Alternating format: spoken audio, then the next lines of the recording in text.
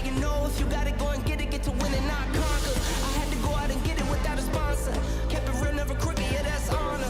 Now I can go out and get it how I want to. Hashtag bless, I choose.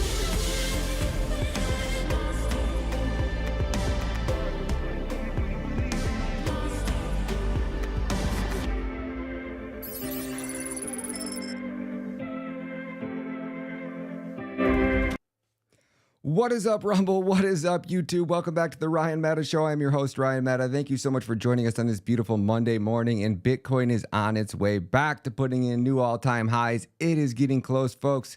Why is that?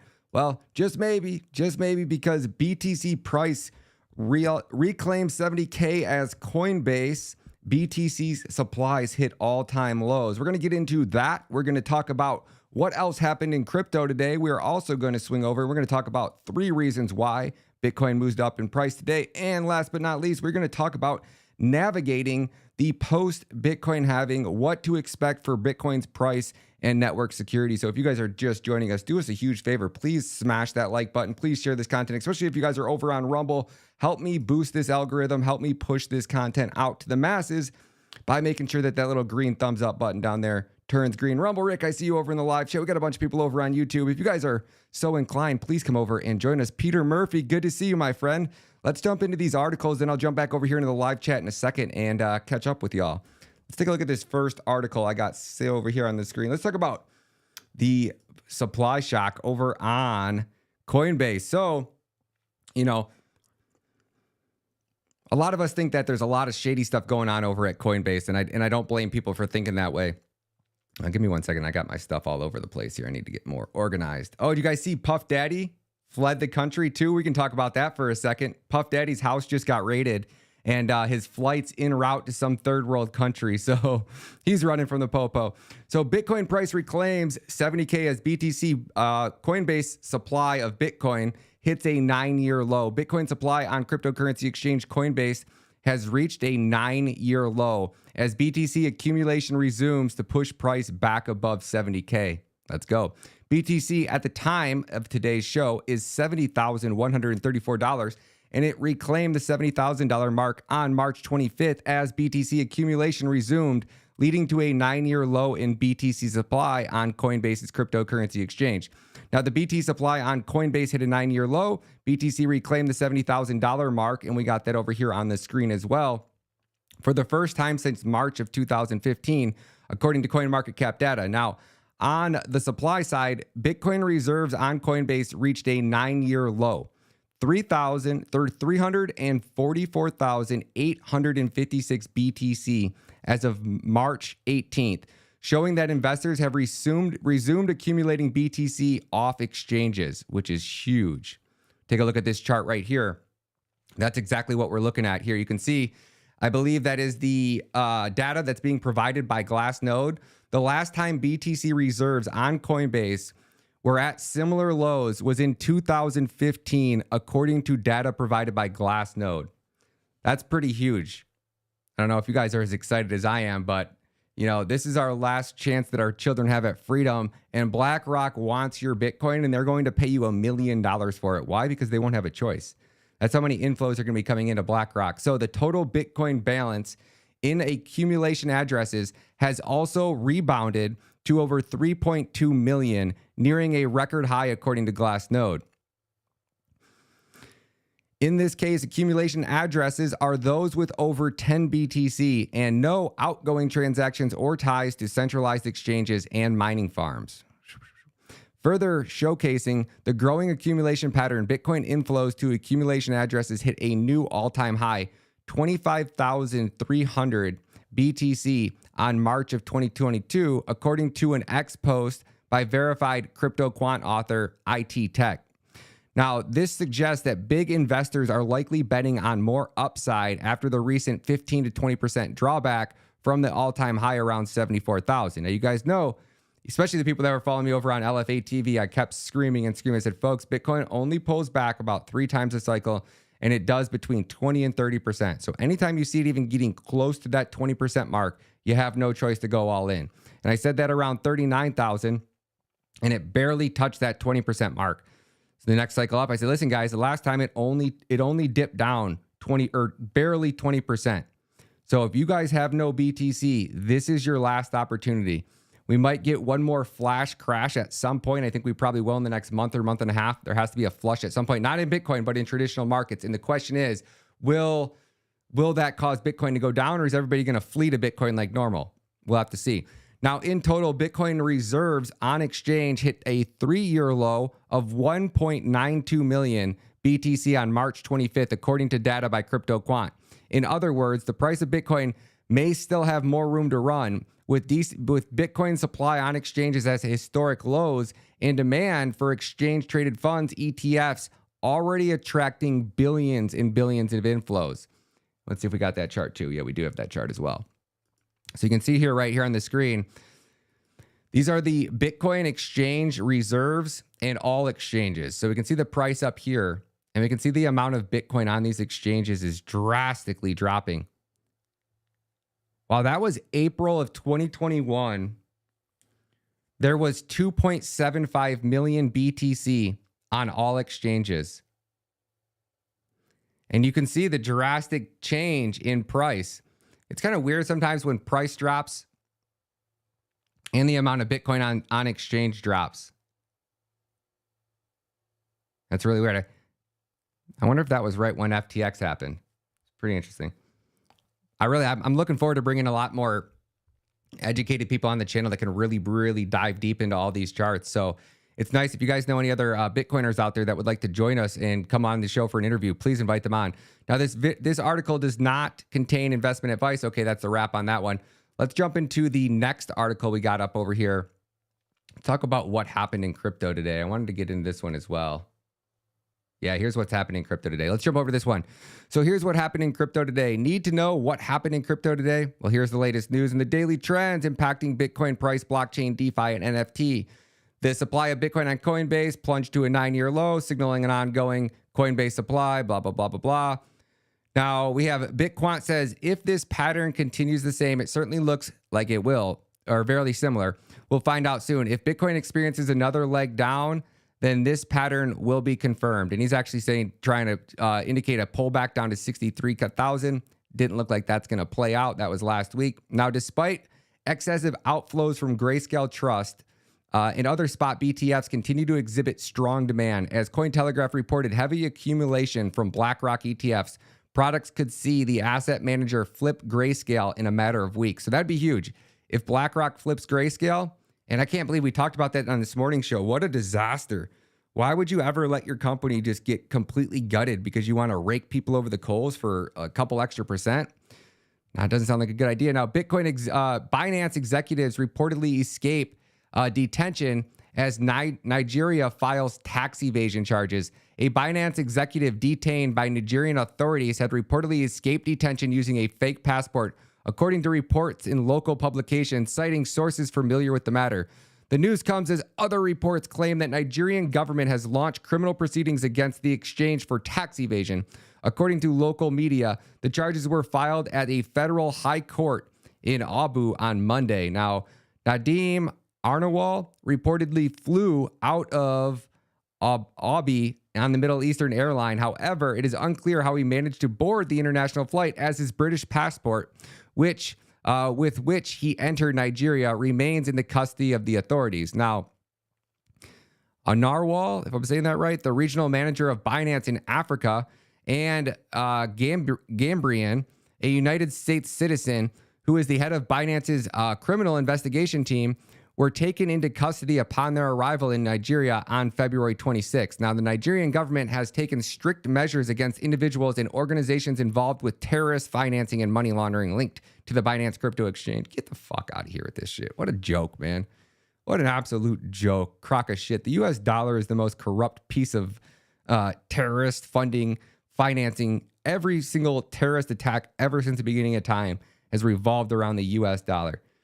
Princess, good to see you. Good to see you. BlackRock ETFs could flip BTC and Grayscale holdings within weeks, according to the press article we are reading here over at Cointelegraph. The amount of Bitcoin in BlackRock spot ETF could overtake crypto asset manager Grayscale's GBTC within the next 3 weeks. Now, as of March 22nd, BlackRock's Bitcoin ETF held 238,500 BTC and are on its books. And that was total worth around 15.5 billion at the current price. Now, but they have touted an average daily inflow of approximately 274 million, roughly 4,120 in new BTC entering the fund every day.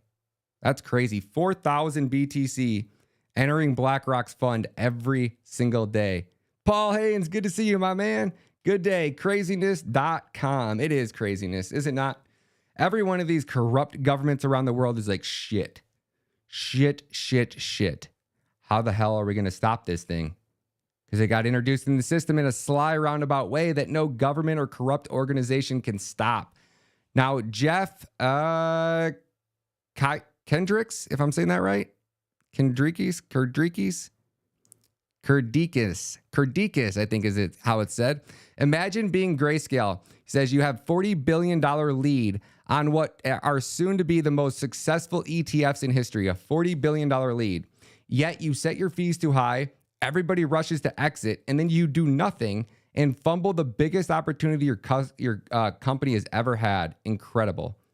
We talked about how corrupt Grayscale is in Barry Silver. If there's one ETF I would not want my money around, it would be Grayscale. And if there's anywhere else I don't want my money, it's in BlackRock's custody. So which is why it's ever more important to you not to take your 401k and migrate it over to something that BlackRock controls. At the very least, I would be doing it with somebody like Bitwise.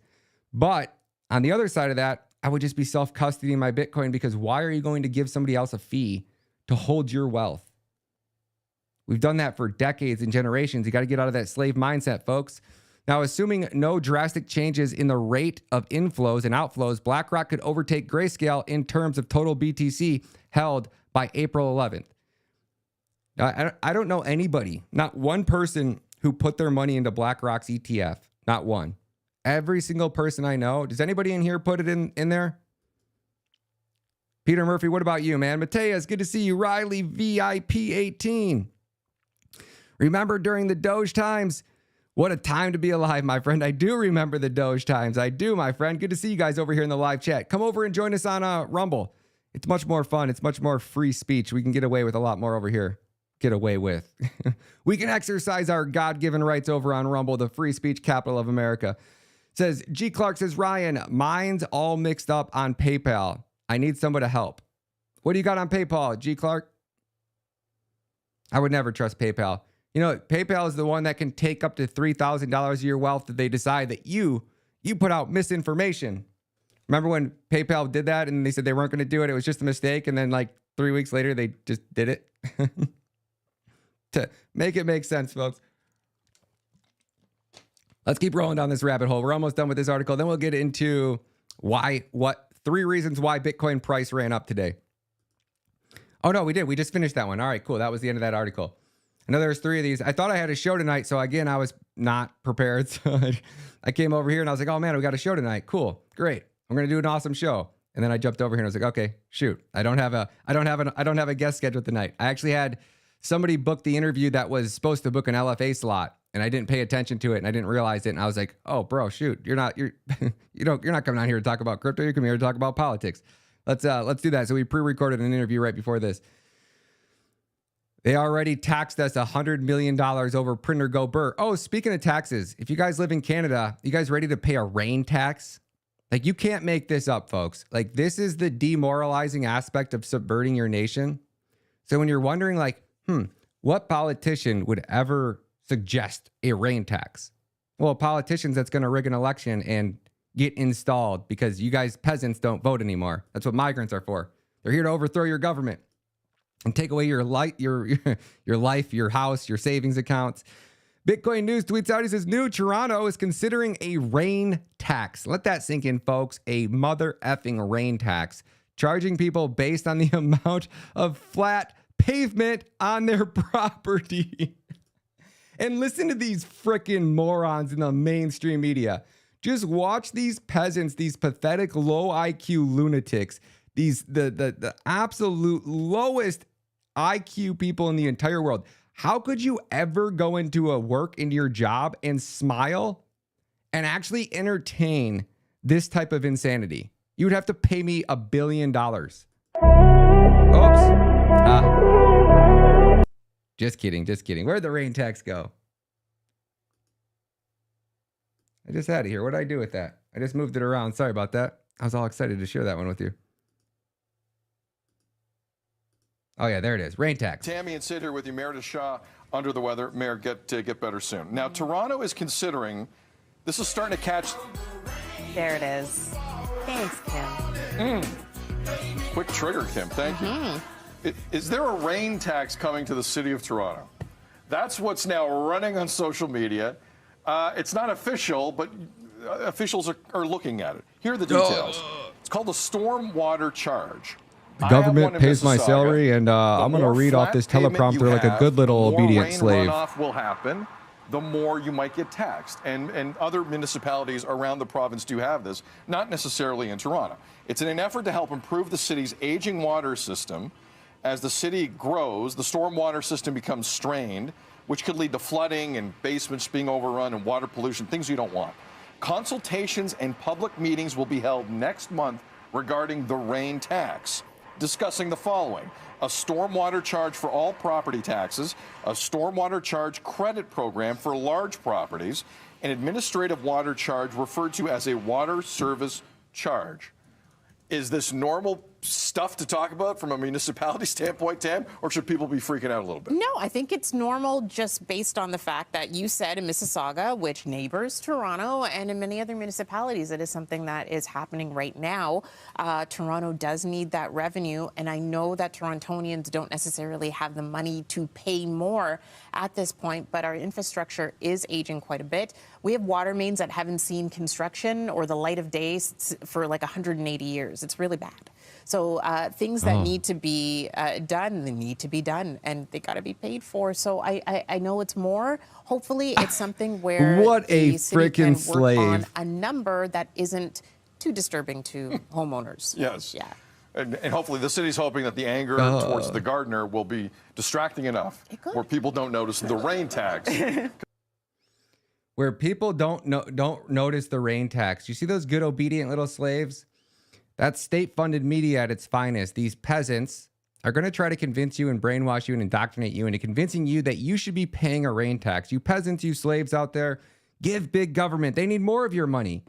Because what is it, the $5 trillion that they tax us in the United States isn't enough? I know that's Canada, but I assume you guys are paying, you know, an insane amount of taxes because somebody's got to pay for Trudeau's cocaine habit. So, or maybe it's his little girl habit. I forget which one. Didn't he rape a 13-year-old?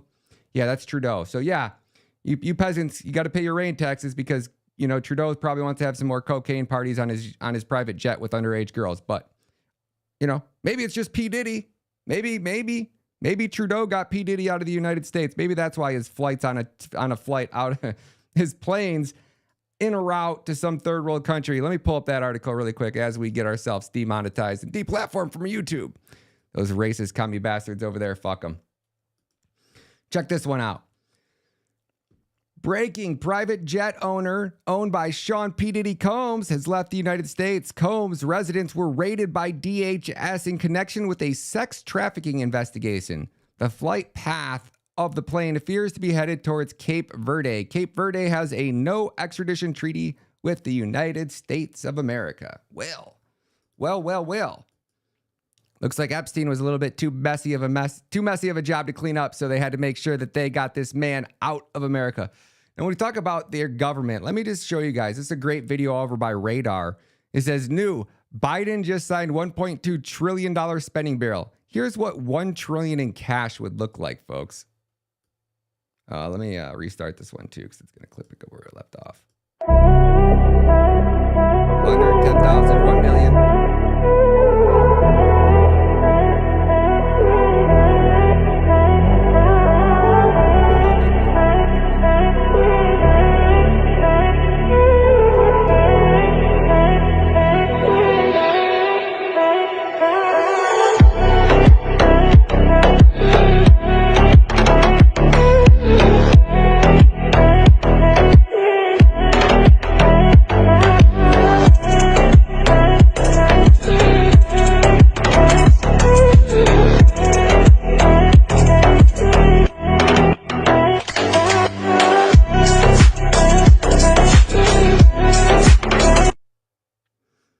$1 trillion, folks. And D's nuts says, I'm not paying attention. He says, they want us to collect, don't want us to collect rainwater. Oh, no. No. You have to pay a rain tax. So that when it rains on your property and you have flat pavement, they're going to tax you because it's going to cause runoff. And instead of going into the ground, it's going to go into the sewer system. And then the city has to deal with it. So literally the United States made $5 trillion in taxes last year. And probably 4.5 the year before that. Probably 20 in the last 4 years. So out of the $20 trillion that they've robbed and stole from the poor people in this country, the people who should be making babies and building beautiful homes and investing that money in growing their family and helping the United States thrive, right? They decided to steal it from you guys and take it by force. You don't pay your taxes, you're going to prison, right? Yep. You're going to pay a carbon tax. You're going to pay a rain tax. You're going to pay a breathing tax soon. So you can either choose to stand up and rise up and say enough's enough. I'm withdrawing from this corrupt economy and I'm going to start adopting Bitcoin and I'm going to save every penny I can in Bitcoin. I'd be taking out loans, be doing everything in my humanly power possible. Think about this. If you work a 9 to 5, we are on the verge of hyperinflating, which means you're going to go from $10 an hour to $20 an hour to $40 an hour to $80 an hour. You have money invested into a house that's bringing you nothing. It's just a big cumbersome burden. You can take that equity that you've already invested in your house, refinance it, rip that equity out of there, take that equity, put it into Bitcoin, and watch that Bitcoin grow and generate wealth. While you, right, just took out a fixed rate loan that you're going to pay back. Could be in 1 week's paycheck. Imagine that. This is why I say everybody's getting priced out of owning a home for all eternity. If you have not bought yourself a home now, you will be priced out for all of eternity. And I don't even recommend going and buying a home. I would recommend going and finding a mobile home, right? Not necessarily a trailer, but like in a nicer community. Get yourself into a place that'll sign you a contract that they can't raise your lot rent more than, 1 or 2% for the first 5 or 10 years. There's a lot of great places, especially in Michigan, that you can do that. And you get a house, you don't have to pay taxes, right? Because you just have the property. You own the home, so if you want to move, you can just take it with you wherever you go. And you end up buying something cash for about $40,000 to $50,000. You have a nice, beautiful 3-bedroom house, 2-bathroom, garage, probably you do for $75,000. And then you have a place to call yourself home. And while you ride out this insanity, and then you can take the other $200,000 or $300,000 in equity. You can take that. Yep. Mr. K bought one. Mr. K bought a beautiful home. Beautiful home. Now him and his wife have a nice, beautiful place. Actually stunning. I actually love your place. Right? And they're not in a debt up to their ass. They have a nice, beautiful home on a nice lot. Nice piece of land. It's absolutely stunning. Or you can have a 5-bedroom, enormous house that you're going to pay an enormous amount of taxes on. And boy, oh boy, if you got spare bedrooms, it won't be long before the government is ordering you to take migrants into your home. Right? Mr. K said, I bought an acre in my home cash. It's Veron, new double wide trailer. There you go. That's it. Bought an acre. And he can pick that home up and leave with it anytime he wants on a double wide. And yeah, you can't tell the difference between the double wides and the new homes now. I mean, they're up. All the code and stuff has made the modular homes pretty much just as good as a regular one. I can't even tell the difference. They're absolutely beautiful. And you're not into debt up your ass and trying to buy a house that you can't afford to show off to friends that don't care about you. You know? I hope people are waking up, man. If you're not, it's so crazy. Some people on LFA are like, I'm not buying Bitcoin. I'm like, okay, you don't have to, but the only person you're doing a disservice to is yourself. Right? And I always ask people, when is the first time you heard about Bitcoin? 2015, 2016, 2018. Okay. Well, if you would have spent all of the time that you spent trying to convince everybody else not to buy Bitcoin and buy this thing called gold, that's literally not, for the first time, gold is not outpacing inflation. That should just give you guys a big eye opener of how rigged the system is. That gold, because they take your money and they give you these paper certificates, right? They have a full monopoly on manipulating the price of gold, because there's no monitor out there that says they've extracted X amount of gold, right? And they've sold X amount of gold. Where Bitcoin, we're over here like, okay, wait, where's all this? Why is the price not going up? And there's so few Bitcoin on exchanges. There's only 1.9 million Bitcoin on exchanges today. In 2021, that was 2.75 million. 2.75 million. And here we are today, 1.9. At the rate they're buying, let's just do a little math on that. At the rate they're buying are 4,000 or 5,000 a day, which is just what BlackRock's buying. We just say, let's just round up and say all ETFs, we say 5,000. Oh, we'll do 1.9 million.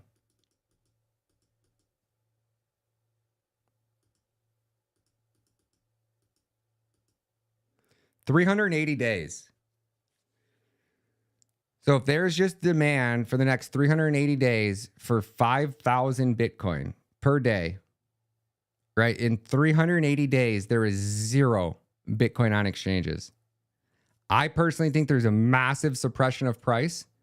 I think that's why you're seeing them trying to go after exchanges like Binance, because if they can take out all the Binances and they can migrate a giant amount of that wealth to Coinbase, I think Coinbase is the wolf in sheep's clothing. I think it's the Antichrist of crypto. I think Brian is somebody who cannot be trusted. And I think that is the last place that you should leave your Bitcoin. You want to go buy some on there, by all means. You literally buy it, you wait a week, you take it off, you're good. You don't got anything to worry about. But it doesn't matter if it's Binance, it doesn't matter if it's Coinbase, it doesn't matter if it's Kraken.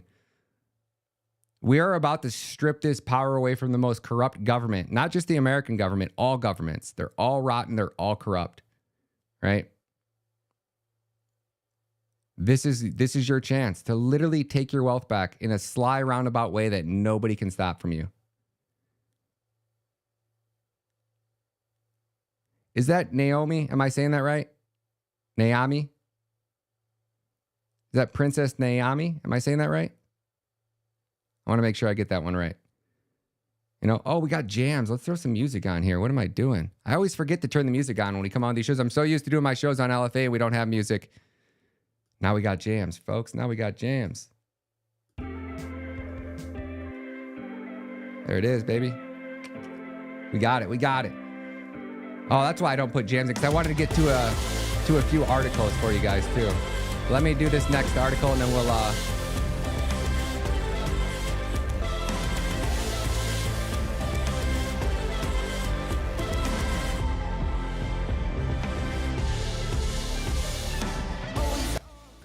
there we go. Sorry, I'll turn that down a little bit while we get in this next article. Let's read this, navigating the post-Bitcoin high. Actually, I want to talk about the 3 reasons that Bitcoin price went up this week. So 3 reasons Bitcoin price is up today. Bitcoin price is back in the bull control, but should traders anticipate a new all-time high? Now, Bitcoin broke 70,000 and price rose above 70,000 for the first time in the week, recovering from a streak of negative flows into Bitcoin spot exchanges, traded funds, ETFs. Now, data from Cointelegraph, Market Pro, and TradingView shows that BTC price climbed from opening 67K to 70,000 on March 25th. At the time of publication, BTC was trading around 70,000, up 7.5 over the last 24 hours. Now, Bitcoin recovery follows a period of price downturn that has been seen throughout the cryptocurrency fall, as the low of $60,771 corroborated by negative ETF inflows. Could the surge in multiple BTC price metrics be a sign of things to come? Now, weekly outflows into Bitcoin spot ETFs totaled $904 million. Last week marked the end of a 7-week cycle of inflows into crypto investment products, as investors withdrew more than $942 million, according to March 25th report by CoinShares. Now, the report noted that last week marked the first outflow following a record 7-week run of inflows totaling $12.3 billion. Now, that's pretty crazy to think about, that Bitcoin ETFs are literally outperforming every single ETF ever created. After my music, my mic is lowered.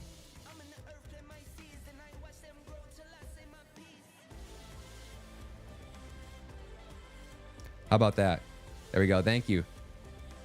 Thank you, Princess. I appreciate that. Good catch. Good catch on that. So last week marked the end of a 7-week cycle of inflows as investors withheld $942 million from digital asset investment products. BTC took a hit last week, however, the YTD inflows remained strong at $12.3 billion. Every ETF ever created, Bitcoin is now outperforming them. Crypto asset management firm attributed the large outflows to the recent drawdown in crypto price, which wiped out 10 billion of assets under management, AUM, but remain above prior cycle highs at 88 billion. Whew. CoinShare analyst James Butterfield said, "We believe the recent price correction led to hesitancy from investors, leading to much lower inflows into new ETF issuers in the US, which saw 1.1 billion of inflows, particularly offsetting incumbent Grayscale's significant $2 billion outflows last week."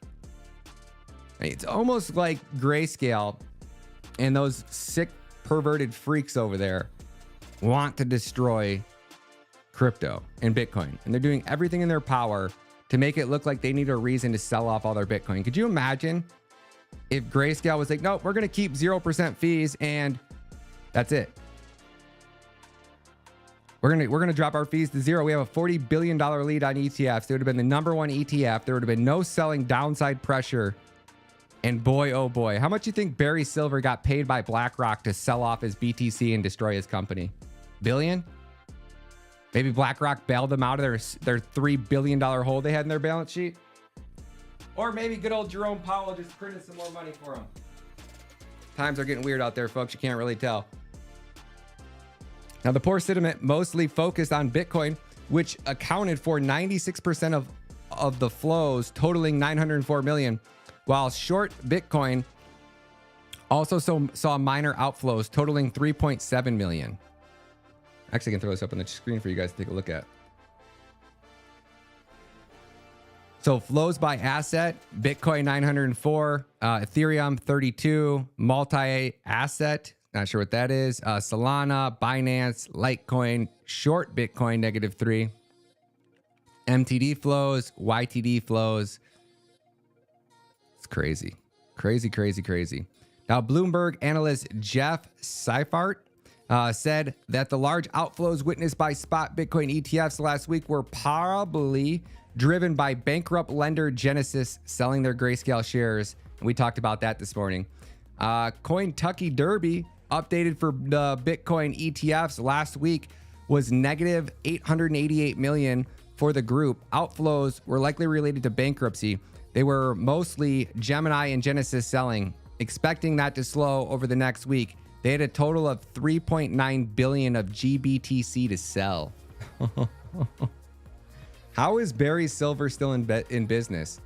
Now, spike in the Bitcoin age consumed metric. Bitcoin has recently experienced a notable surge in its age consumed metric over the past few days. Now, according to data from market intelligence from Sentiment, the number of dormant BTC addresses moving BTC surged to 162.89 million on March 23rd, the highest in over 2 years. So I wonder if these are some bigger whales that have been holding for a really long time that are now getting contacted by, is this maybe like a Max Keisner address? Maybe Argentina's trying to buy from some of these OG whales. Who knows why they're moving? Now, the age consumed is a metric that tracks the movement of previously idle BTC coins. The metric shows the number of BTC changing addresses daily multiplied by the number of days since they moved. Now, spike signals is a potential increase in price volatility.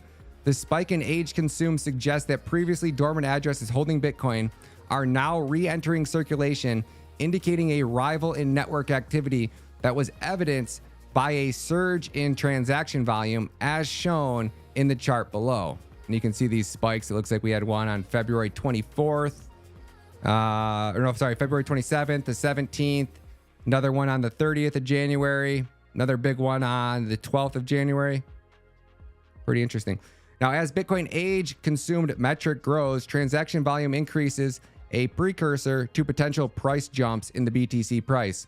Now, is altcoin season coming? I doubt it, but the CoinShare reports noted that all coins fared well last week, seeing a metric inflow of 16 million. Most notable were Polkadot plus 9, 5 million inflows, AVAX, 2.9 Litecoin, and 2 million and some other shit coins. Now, such a number, a large cap altcoin as such, a number of large cap altcoins have outperformed Bitcoin over the last week.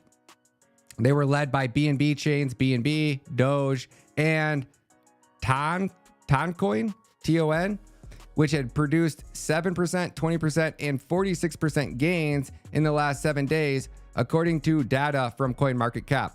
Although Bitcoin has only risen 4.5% over the same period, it has outperformed most altcoins over the same period, including Ethereum. At the time of publication, the crypto market was retesting its $1.19 trillion, 43% below the $1.7 million or trillion-dollar peak reached in November of 2021. So even though Bitcoin's putting in a new all-time high, the shitcoin market's just not quite driving up the market like it used to, at least the market cap, which I think is a good thing. We want as much money of that to flow into Bitcoin as humanly possible, and everybody should be trying to stack as much Bitcoin.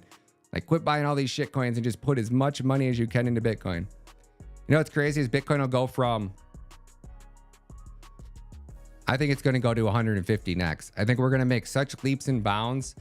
Like, I could only imagine if we just went to 75 million, or sorry, $75,000, and we have Grayscale selling off, what, $3.4 billion a day, basically, worth of Bitcoin. Like, can you imagine what this is going to look like when you have this major supply shock? Somehow we've managed to take over 1 million coins off of exchange. And we've done that over the last 2 years. Now, all of a sudden, we have this major draw, this massive demand, unlike anything we've ever seen. We just heard that, I got a couple more slides I want to get into. We just heard another country, oh, gold. That's what it was. Gold, folks. Gold. Hedge fund. Where did that go? I just sent that to somebody. This one will really make you laugh. Yeah, there it is. Max Kaiser tweeted out. Check this one out. We have gold companies buying Bitcoin. This is how you know shit's about to get real. Anybody that tries to convince you that they're buying gold, oh, where's your gold held at? Oh, it's held at that company, right? Check this out. Oh, yeah. Max Kaiser says the plot thickens, and this was by bitcoinnews.com. Bitcoinnews.com tweeted out and said, hold on, I need to make this a little bit bigger so I can read it. Come on, piece of shit thing.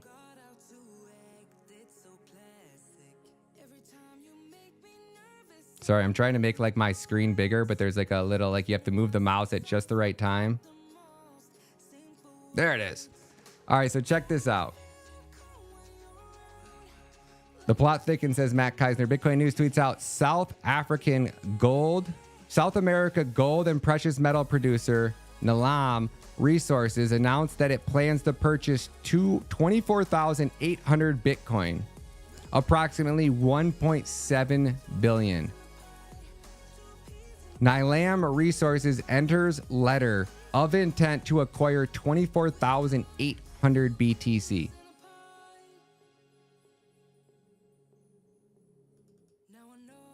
That's fucked up, man. It's so funny that people in the LFA chat today, when I started talking about Bitcoin, were like, no, I'm not buying Bitcoin. I'm not buying Bitcoin. I'm buying gold and precious metals. Fucking the precious metal company just bought 1.4 billion or 1.8 billion. What was that? 1.7 billion. 1.7. So now we have gold companies out there buying Bitcoin, and people are actually going into buy Bitcoin. Imaginary Coins, thank you so much for the volume check. I see ya. Montoya in the house. Good to see you, buddy. Long time no see. M Stallion. I might get a bag of Linu. I don't know what Linu is, but, you know, whatever floats your boat, man. Whatever tickles your fancy. Tear it up. Art. Good to see you, man. I don't want to shit up on the chart. Just get into Lenu if you want to make it. They say Lenu. We got the spam coiners in here. Always speaking truth, Tom C. Good to see you, my friend. We're going to keep speaking truth, man. Once you downgrade yourself and you stop speaking the truth, what do you have left? Nothing. Tyranny, that's what. We got to keep speaking the truth, man. Just like Michael Saylor. Check this one out. This is a really interesting quote from Michael Saylor. And then a more selfish idea is take all your economic energy and all your economic power, and to the extent that you disagree with any other institution or distrust any other actor in the world, you always have this one opportunity that Bitcoin promises you that no one else on earth can offer you. No charity will give you this. No government will give you this. No religion will give you this. This one thing I'm going to offer you right now, which is you can take the sum total of everything you accomplished economically in this life. You can buy Bitcoin with it. And then you can take your private keys with you to the grave. And you will have contributed your life energy into a network which is thermodynamically sound, conservative, should reasonably go on for thousands of years, and you will have contributed your life force to every one of your comrades, compatriots, everyone that believed what you believe, everyone that comes after you. You will have made the ultimate legacy bequest to your heirs. Your heirs will be, it won't be, your batshit crazy great grandkids, who are derelict degens, right? It will be your intellectual heirs that appreciate the same principle as you appreciate, that are going to defend the network the same way you defended it, to believe in freedom, sovereignty, liberty. Get it. This is it, folks. It's going to be so awesome just watching everybody in this chat, everybody that's followed Bitcoin, everybody that's stacked Bitcoin, just getting filthy rich. It's sad that we're going to watch the entire United States crumble around us, but it's unsavable at this point. Look what they're doing to Trump. Not one member of Congress. They're all cowards. They're all go back to their parties and sit with their boys and rub shoulders with the elite. They're all being blackmailed into submission. And they're just looting the treasury and destroying our country. If Trump wanted to take the power back from these elite assholes, all he would have to do is come out and say, you know what? Since they're freezing my assets, I'm going to move my capital out of cash. I'm going to start buying Bitcoin with it. Okay, you guys want to play games? He could literally bankrupt the Federal Reserve and bankrupt the United States government overnight. Send our entire country into hyperinflation. That's what I would do if I was him. So you guys want to play these games? How about fuck you? We'll buy Bitcoin. Trump could make enough money if he would have put his money into Bitcoin on the first of the year when they first started filing all these charges against him. He would have been able to buy the entire state of New York. Think about that one. But said he's saving in cash and getting absolutely destroyed. Now, how about Tommy Boy tweets out? He says 50,000 BTC offer on a 2-bedroom apartment in New York turned down. Now worth 3.5 billion. Your offer yesterday. I'm looking at about 50,000 Bitcoins. Bitcoin? In Bitcoin. That puts it in at around 13 and change. But you want to pay in Bitcoin? Yeah. You sent us an offer in Bitcoin? I'll be totally honest with you, Ryan. That's not even the biggest problem. Okay. This offer's $1 million below ask. Right. At the end of the day, you just have to look at gross value. We're asking $14 million for a 2-bedroom apartment. That was stupid of him, huh? How badly do you think that person wished they would have took those Bitcoin? Just in, former President Trump's net worth rises to $6.5 billion, making him one of the world's richest, top 500 richest people in the world. Now, just imagine if Trump were to move $1 billion of that into Bitcoin and say, you know what, I've done with this corrupt system. Yeah, I'm going to buy Bitcoin. Imaginary says, if I want to invest right now, what would you say would, a Bitcoin, it wouldn't even be questionable. Imaginary coins. You wouldn't even have to ask me. I mean, did you see the stream we did last week with Vitalik? Let me show you what the CEO of Bitcoin looks like, and you tell me. I don't think I've emptied my trash. It's probably in there. Give me 1 second. Let me open my trash bin. Let me grab you a picture of what the CEO of Ethereum looks like, and then you can ask that question again, and we'll see what you think.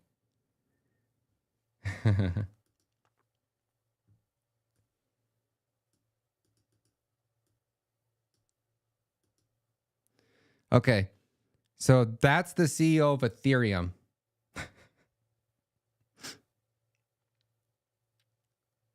Right? Where do you want to put your money? Do you want to put your money into a company that's ran by that?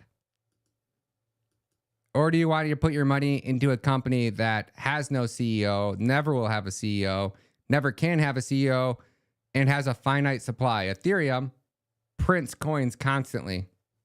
It might have a burn or something else going on, but they're always printing more and more coins. They have to. Well, they did have to originally to incentivize the miners, which is really weird because they charge you transaction fees. So somehow the miners get paid money and they get paid transaction fees and they get a whole bunch of other stuff and incentives.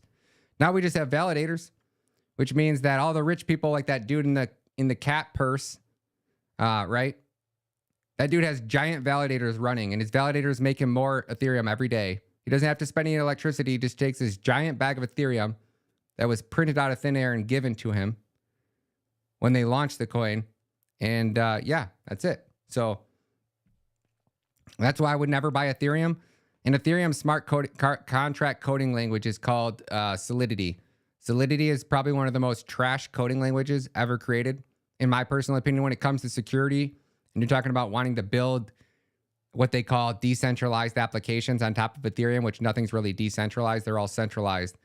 And now you have the ability to censor transactions. So we've seen Coinbase, because a majority of the validators are in Coinbase, they force Coinbase to change the nodes.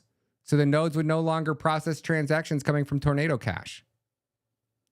So they have the ability to censor, silence, deplatform, debank, freeze your assets, freeze your wallets. Nobody's going to ever freeze your Bitcoin wallet.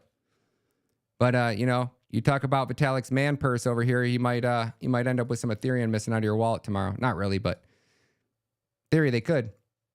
So yeah, I see that's a no-brainer.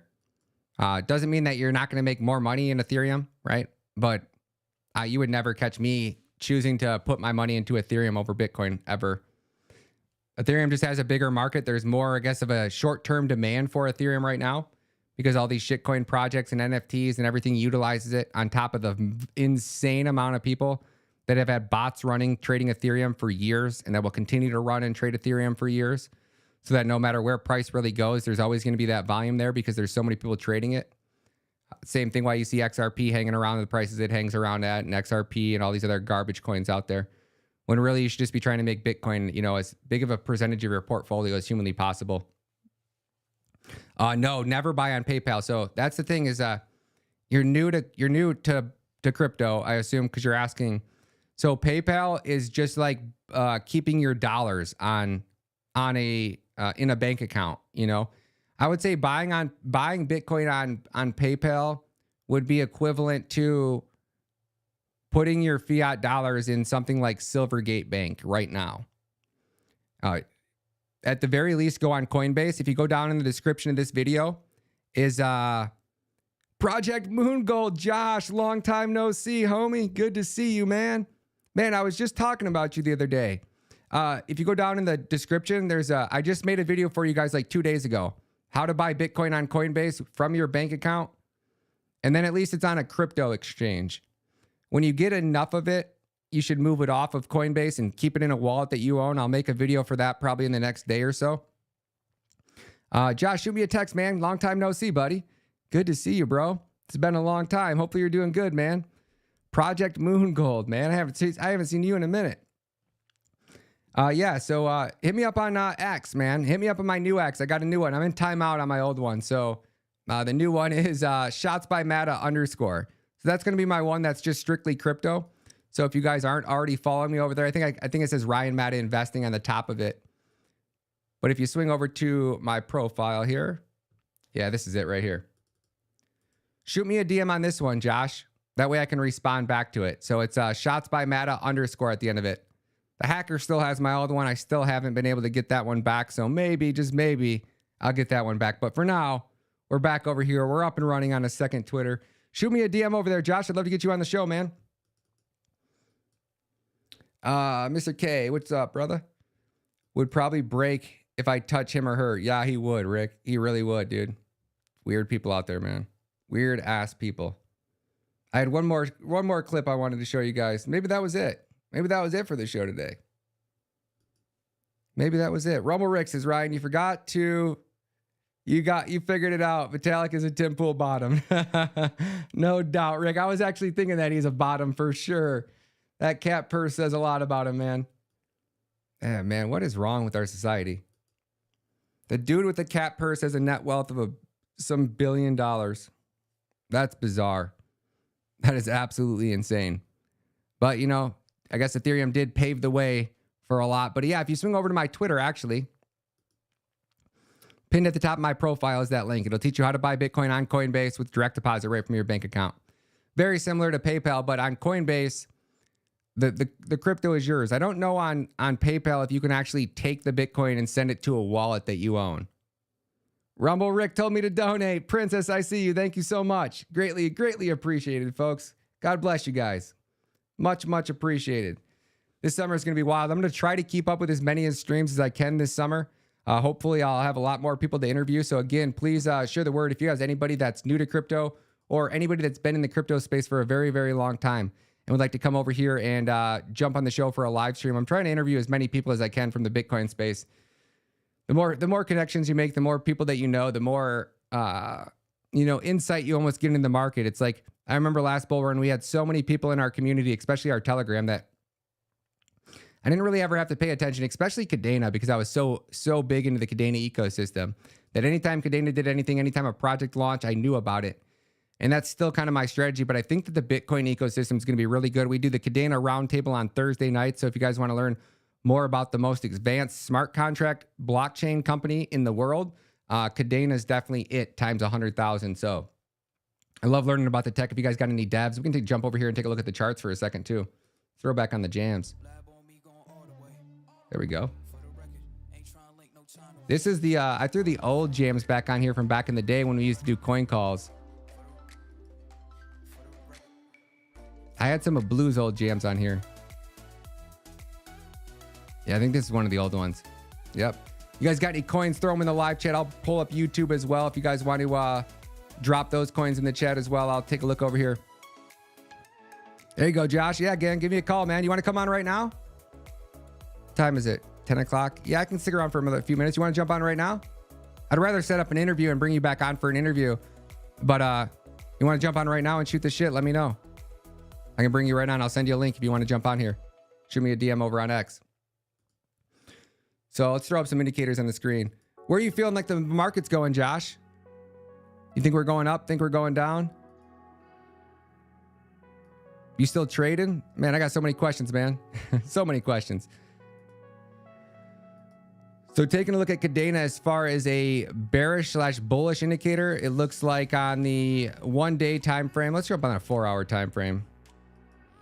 Yeah, they're already turned. Yeah, everything. So you got 4 buy signals over here on Kadena already. And it's pretty spot on. So check this out. Your first indicator gave you an entry point right around here, which is at $1.44.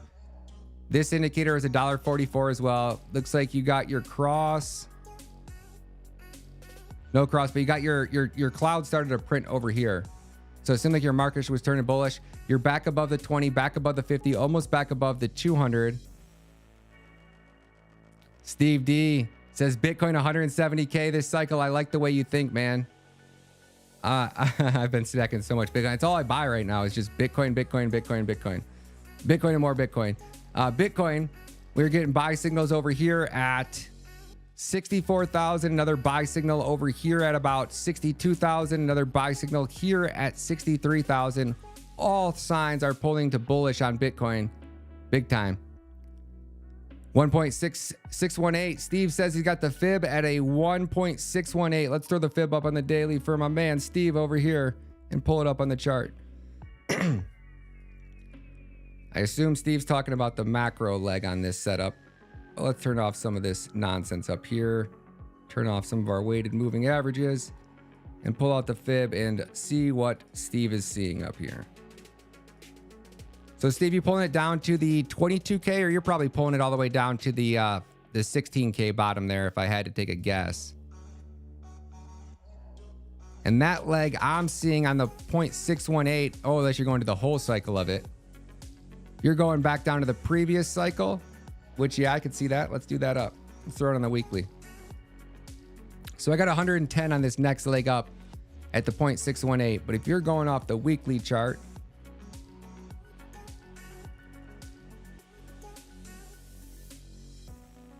you may be going down to here, maybe.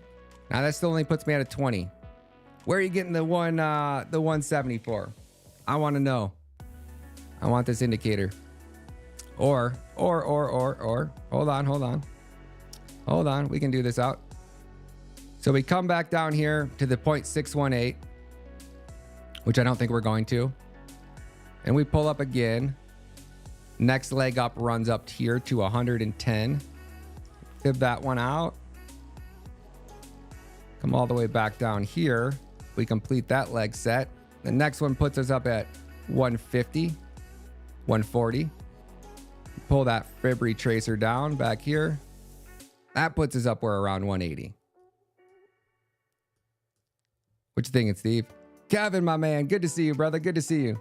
Kadena UAE says, squad, what up? JN24 in the house. What do you think about crypto.com? Crypto.com, I think it's going to be around. I think it's going to stay around. Would I ever trust to leave my crypto on there? No. But when everybody asks me about where to buy Bitcoin or where to buy Kadena, the first thing they ask me is, where should I buy it? The first thing I tell them is Binance. And then a lot of them reach back out and say, a lot of people reach back out and say that they had issues, that they couldn't buy it there. And the next place they go is crypto.com. Or I tell people to buy Bitcoin. They go, where do I buy it? I say Coinbase. And then they send me a DM saying, I just got my crypto.com account set up. I just bought my first crypto. So crypto.com, I mean, they outmarket everybody. They seem to be all over the place. I think they're all right. Would I be buying Crow over Bitcoin? Nah, not a chance. I would just buy Bitcoin. I think a lot of people make the same mistake that I made for years being in this industry, thinking like, oh, you know, Bitcoin's too expensive. I'm going to buy this coin. I'm going to make all these moves. I'm going to buy more Bitcoin. And it worked out for me, right? I did it this last cycle. I traded a lot of shit coins. I did a lot of trading. I spent a lot of time on the charts. But, you know, crypto.com's looking pretty decent over here on the weekly. That's for sure. We look at a daily time frame. And this is where you can really start to see your Fibonacci's playing out, right? You see your 1, 2, 3, 4, your 5, your next leg up will probably be right above that. I'd probably say on Crow, if I had to get best guess, I would say that next push up will probably put you up around 20 cents, give or take, maybe 21 cents. And if I fib that one out, and then you're right there at the 1.382 between the, 1618. So between 21 and 23 cents. If I had to take a guess on where that next push up is going. Cass Cut says, I'm new to this and have no clue what I'm doing, but want to invest. What is the minimum Bitcoin I can buy? Cass, I bought $20 yesterday, or when I made this video for you guys. So this video will walk you through step by step on how to buy just $20 worth of Bitcoin. And I think that if you use my affiliate code or you just use the link down in the description, I'm pretty sure they give you something. Whether it's $10 in free Bitcoin, no transactions or something, I don't know. They always give you something. So the best thing that you could do for your family is buy your first 20 bucks, because you don't have, that gets your skin in the game. That gives you enough to really watch it and pay attention. You see your 20 turn into 22 or your 100 turn into 110, 120, and you go, wow, like those dollars in my bank never did that ever. So I think the best thing you could do is just get some skin in the game. If you're outside of the United States, my link down below is there's in the description of the video, there's Bybit, which is at my absolute favorite exchange, and I have 1,000 tutorials on how to use that one. So if you're not in the US, I recommend Bybit. I actually trust them a lot more than I trust Coinbase. I don't trust any exchange really, but if I had to choose one, that would be it. And this video will walk you through step to step how to do it. If you have any questions, feel free to come back in here. I'll probably be live for the next half hour, but I'm live every night. If I don't have an interview with somebody and you have any questions or you get stuck anywhere, we can pull up the account together and I can walk you through it step by step. So, and Mr. K just shared my private Telegram over here on Rumble. So if you guys aren't in the private Telegram and you need help, people like Mr. K, any one of my mods in there you can trust. They're not going to rob you and they're not going to, you know, screw you over. I wouldn't ever give them your private keys or anything crazy, but if you want some advice, I got some really good people in there that are more than willing to help anybody do anything that they need. So Mr. K just shared that link in the live chat there. You guys can hit that up and grab it as well. Drop down to about, Steve says it dropped down to about 15,474. So whatever that drop is in percentage wise, then start from 67,000 and bring that fib up from there. You got it, brother. You got it, my man. Oh, you're probably doing it on a logarithmic scale too. Let me change my settings here. How do I change the settings to log scale? Kadena UAE says, happy to see you. Oh, Ryan, how about interviewing Tim Caservedas, if I'm saying that right? Account on YouTube. Is a very good TA and project fundamentals. Would be very nice to see him. Yeah, absolutely, Kadena UAE. Let me pull that up right now and make sure I'm subscribed to his channel, and I would absolutely love to interview him. I'm really big. I got a really, really good TA guy coming on Wednesday. I think Wednesday night for you guys. Oh yeah. This video could Yep. go down in YouTube. I would absolutely love to interview him. I've seen his work before, 100%. I actually might be subscribed to my other channel. This is my new one, so I would love to, man. Absolutely. Absolutely. D, you can't use VPN on Bybit, not anymore. No, you can if you get residency outside of the US, you can, but that's like really in depth. If you're not going to be actually day trading and like trading Bitcoin, it's probably not worth it just to buy it and send it to a cold storage wallet. But if you get more into crypto, jump in my Telegram. Mr. K can walk you through that process. Crypto Lifer, I know. Where is Crypto Lifer, man? Yeah, Coinbase is great to use, Cass. I mean, it's a regulated exchange in the United States.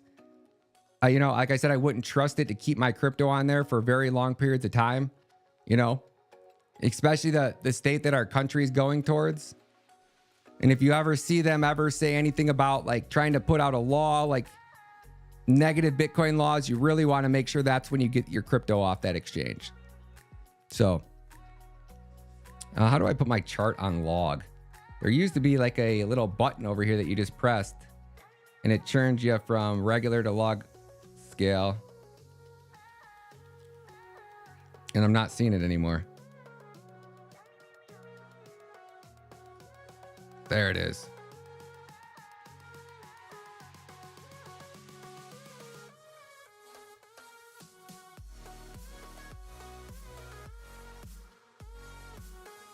That's probably where you're getting your... Nope, still the same.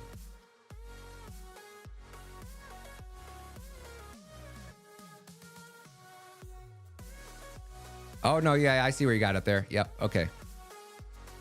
Yeah, you're calling for 170. That's what it was, Steve. That's what it was. I didn't have my chart settings the way that you do. That would make sense to me, my friend.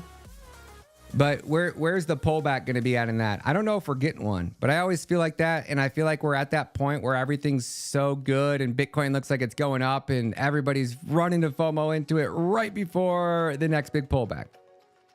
But I still see, like, if there's a big pullback in the stock market, people are going to be running to Bitcoin. It might pull Bitcoin, you know, Bitcoin might hit, say, 85 or 90,000 and then free fall back down to like 65. And then after that, I think it's on to the races. Kimmy B, good to see you. Kimmy B says, Mr. K is a beast and has helped me with every stupid question I asked and didn't make me feel stupid. Yeah, that's why I go to the Telegram. Sometimes I'm too aggressive with the questions, but I'm here to help and I want you guys to understand it. We've just been in this industry, at least I have anyway, since 2015. I've answered every one of these questions and I'll answer them all as many times as I need to help get as many people out of that fiat slavery mindset that they're in. You got to. It's time. D says, love Mr. K. Mr. K is the top G, that's for sure, man. And he's editing a lot of my shorts now, too. So you guys see a lot of these good fire shorts that I'm going to have coming out over the next couple weeks. All big shout out to Mr. K over here. If you guys have a company or a business and you guys need custom intros or promos or trailers made for your business, shoot Mr. K a DM. He's super talented at After Effects and making these short little promos. At a car detailing company, a window washing company. You need anything, any little graphics or animations made for your business, reach out to Mr. K. He's really, really good at what he does. Oh, so Kevin Clark, my man, says, I bought right from Tangem Wallet. There you go. Yeah, you guys can buy directly through Flux too. I should make a video on that for Dan. That's what I need to do. Because you can connect your Zelcore wallet, which I highly recommend using. You can connect your Zelcore wallet to Apple Pay, and I think you can buy Bitcoin directly in your Zelcore wallet right from Apple Pay, which is huge. Who's heading to Florida? Shit, not me. I don't know where I'm headed, but I don't think that there's escaping tyranny. I might be wrong on that. I hope I'm wrong. But I don't know any one of these feckless cowards in our government that seems like they're here to fight for we the people. Like none. Like you can't tell me everything that's going on in not one of these states is like, yeah, you know what? Maybe we just withdraw. Maybe we just succeed from the union and we take our state back and we become the free state of whatever, right? We have zero migration, none of it. We don't want your government funding. We don't want your government bullcrap. We're going to withdraw and succeed. And I don't know when we succeed, maybe just maybe we make Bitcoin legal tender of Arkansas. Any state. You can't tell me not one of these states. Like we can't get enough patriots to move to Rhode Island and just take over the state of Rhode Island. You know? Shit, man. It's embarrassing at this point. Take a look at Tangem Wallet. My man says Tangem Wallet.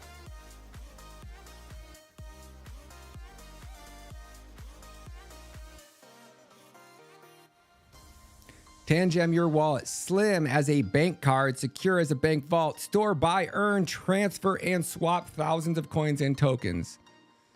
Tangem is redefining the wallet experience by delivering top-level security, simplicity, and accessibility. Enjoy complete autonomy and independence while managing your assets within a single tap. Tangem Wallet breaks down barriers for crypto newcomers and enhances the custodial experience for advanced users. Boom, baby. During the activation process, cards embedded chips generates a random private key ensuring that the wallet cannot be compromised. Nice, man. Nice. There you go. Yeah, you know, like look at what they're doing with the migrants that are moving. The Haitian migrants that are down there in Florida. Like, it's embarrassing to say the least. It's like I can't get over how sad our country is. Like, I cannot believe that there's this many people staying silent, putting their heads in the ground and going, yep, I'm okay with tyranny. Because if I just comply my way out of this one, everything will get better. Nah. Kimmy B says they're all effing a-holes. That's right. Yep. What else? What other coins you guys got? What are you guys looking into? Kevin says, screw the government. I'm with you, brother. That's why they want our guns next. Now they're creating all these red flag laws. Kiss my ass. Kiss my ass. You're not taking my gosh damn gun, period. Ever. Under no circumstances shall you infringe upon my God-given rights. Damn, Cadena's looking really strong too. Wow, talk about perfect market structure there, huh? And it looks like on log, I don't know if it's just because we're on log, but it looks like we're still on that uptrend there. And if that is the case, then it's only logical to think that the next push-up is the 245. Kimmy B got in at 55 cents. It's funny we get back into crypto and a lot of people are like, oh, you're getting back into crypto. You're just out talking about crypto because the bull run's booming. I'm like, I've been talking about crypto every day on LFA since pretty much I've started there. At the very least, I run my crypto ads every single day. Every single day. And there's no better asset to buy than Bitcoin right now, period. I just pray that there's enough people in this country who are waking up right now and going, yep, I need to get my wealth out of a corrupt system. The whole, like, what if the internet goes out? You know, I'll have financial physics. This guy coming on the show this week. He's probably one of the, I don't know how you say it, like philosophical, like in-depth, like thinkers that I've ever really, not that I met. Robert Breedlove's up there, but this guy, his takes and his concepts and the way that he views reality of the world is really, really spot on. And I'm super excited to have him over here for an interview. I got a lot of we got Gary Cardone, folks. Grant Cardone's brother will be on the show on Friday. So if you guys want to, you know, come in for a treat, swing over and check out Gary Cardone. I couldn't believe it when he reached back out and he's going to come on the show for an interview. So I'm very, very excited to interview him and hear what he has to say about the markets and the global landscape. And I want to talk a little bit about politics and what he sees from regulators and governments around America and where he thinks our country is headed with all these migrants that are coming in and what his outlook on real estate versus Bitcoin is. So that's going to be a really good interview. If you guys get time, come over here. That'll be on Friday at 9 a.m. or 10 a.m. Yeah, it's pretty big. I'm pretty excited for that one. Yo, GTR Jake 42 in the house and wife. Nice to see you live again. Just lucky, I suppose. Just lucky. Good to see you. Long time no see. Jake, what up, buddy? Great to see you guys. Yeah, it's weird, man. It's like we had started a new YouTube channel. We were literally almost to 1,000 subscribers in a couple of weeks, and then gone. They axed it because we put out dangerous content. Violent and dangerous. Now, I could see some of the shit I put out, right? By all means. I get a little wild sometimes. But those crypto shows were completely by the book, in my personal opinion. We were talking about a lawsuit that YouTube had, and then done, gone, wiped off. So we're back over on the OG channel, demonetized and still in the game, folks. I'm sure this one won't be long before this one's gone too, but you know, we'll see. We'll see. Matic over here at $1.05. What are you guys holding? What are the top coins you guys are holding in your portfolios right now? I want to pull some of them up. There's a lot of people trying to get me into these political meme coins, you know. Don't know if I'm going to throw any money at them. Maybe I will. Maybe I won't. We'll see. Flux is looking great. Flux hit $1.72.76. Flux flip KDA. Flux is on this massive uptrend. If we pull back here right now, it looks like Flux would be coming back to between $1.18 and it looks like a low of around 93 cents. And that would put our next target up somewhere around like 250 for Flux, 259 if I take a guess. As far as bullish signals on Flux, let's take a look. Let's jump back on the 4-hour time frame.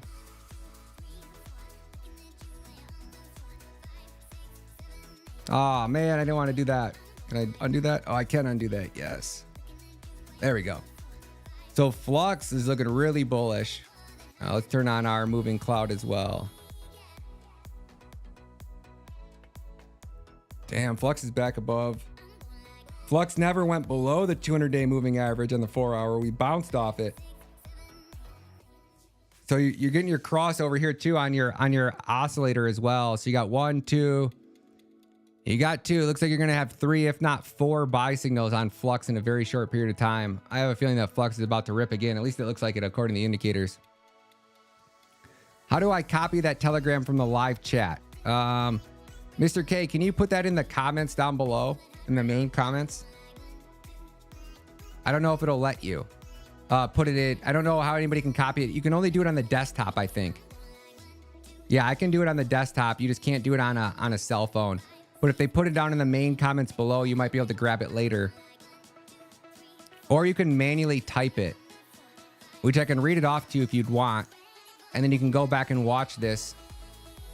And then you can just rewind the video. So it'll be https://t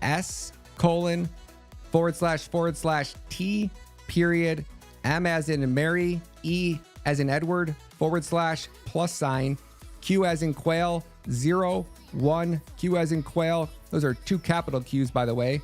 Then it looks like we've got a lowercase s as in Sherry, H as in hell, capital C as in Charlie, 6, Q capital as in quail, 7, 8, O as in Oscar, W as in Wilbert, Q as in Quail. Those are all capitals if I didn't say lowercase, and then you got a lowercase x at the end. One more time, that is Q01, QSHC6, Q785O, WQX. There you go. So hopefully you can just pause the video, go back, rewind it, listen to what I'm saying, and then manually type it in. Should be very, very easy for you guys. Flux, KDA, BTC. Gary knows. Gary does. I'm interested to see what he thinks about the broader landscape of crypto too. I got a lot of really good questions for Gary, so that should be a really good interview, especially because he's a really in-depth thinker. And you know, his Grant started following me over on X a long time ago. Same with Tristan Tate too. Everybody always sends me screenshots of people that are following me. I had no idea they were even following me.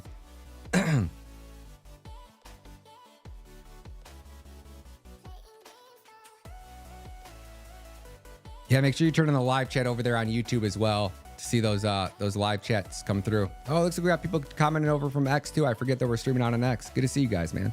I like the fact that it shows me all the chats from everywhere on all the channels. I still can't get over how crazy it is when you see assets paired with like BTC. Like the Flux Bitcoin pair, or not Flux Bitcoin, but what's it called? XRP Bitcoin. I set up my bots to trade these things a while ago.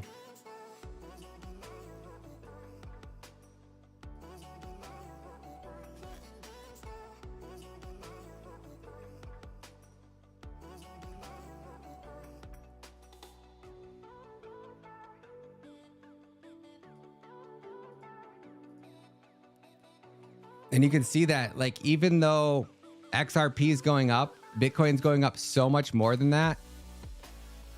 Like, that's pretty crazy to see, like, the downtrend on that. That is Bitcoin just eating the life out of XRP. I mean, that thing stayed in that range above here all the way back to 2021. And now it's just getting gutted. And I mean gutted. If they don't pull a Hail Mary and get some type of ETF approved for XRP, oh boy. But I will say you are getting some bullish indicators over here. You're down below all your moving averages. You're bearish as hell.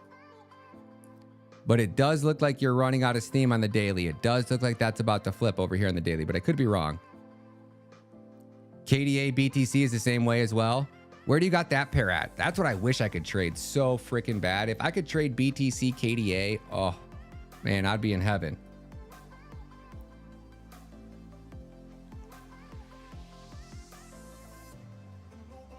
I can trade that on Bittrex. Huh. Thank you for that. Thank you for that.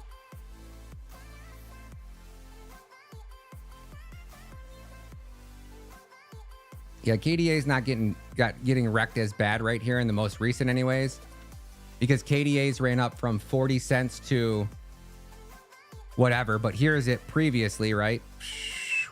Straight down, right? That's Bitcoin just eating the life out of it. But then you've seen Cadena right here go from 41 cents up to whatever, so it increased by 200 or 300% value.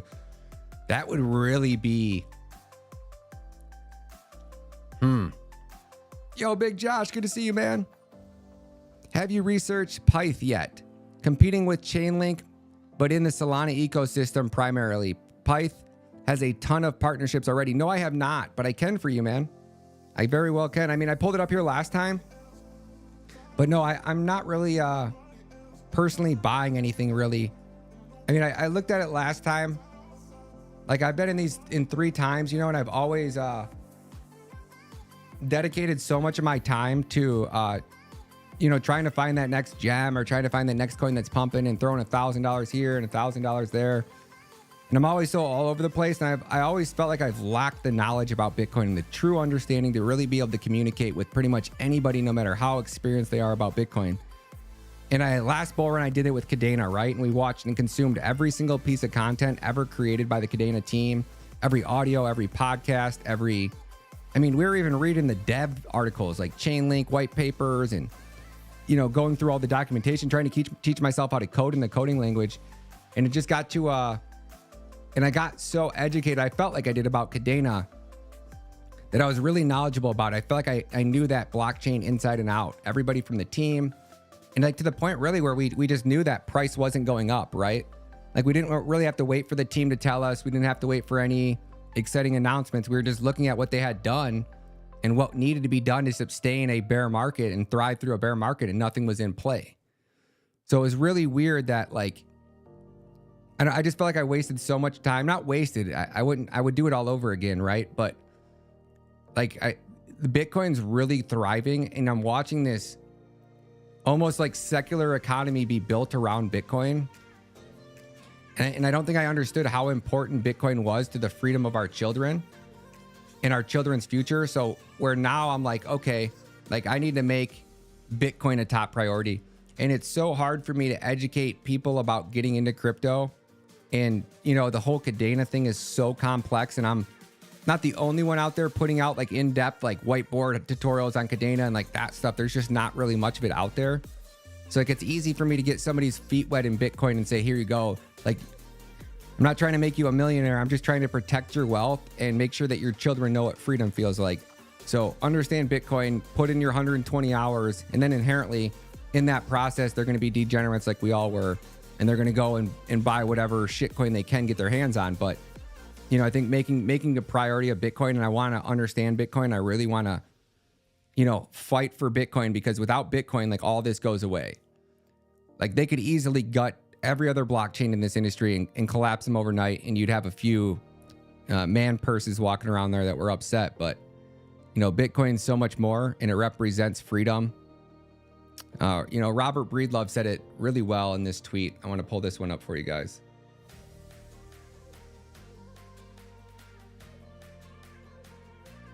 And I guess I really never thought about it like this either.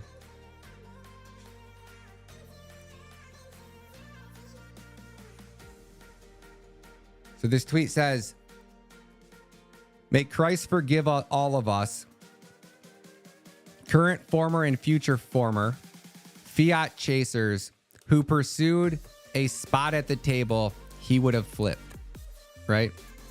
So it says, as Christ said to the money changers in Matthew 21:13, "My house shall be called a house of prayer, but you make it into a den of robbers."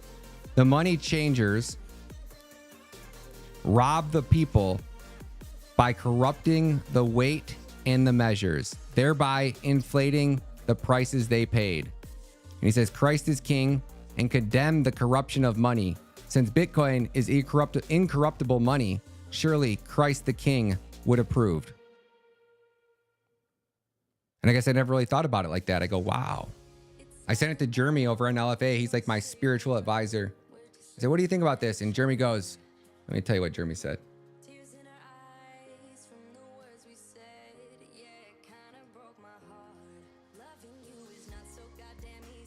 And he would approve. In Jeremy's response, he said, I guess I really never thought about how we pass out money baskets at church.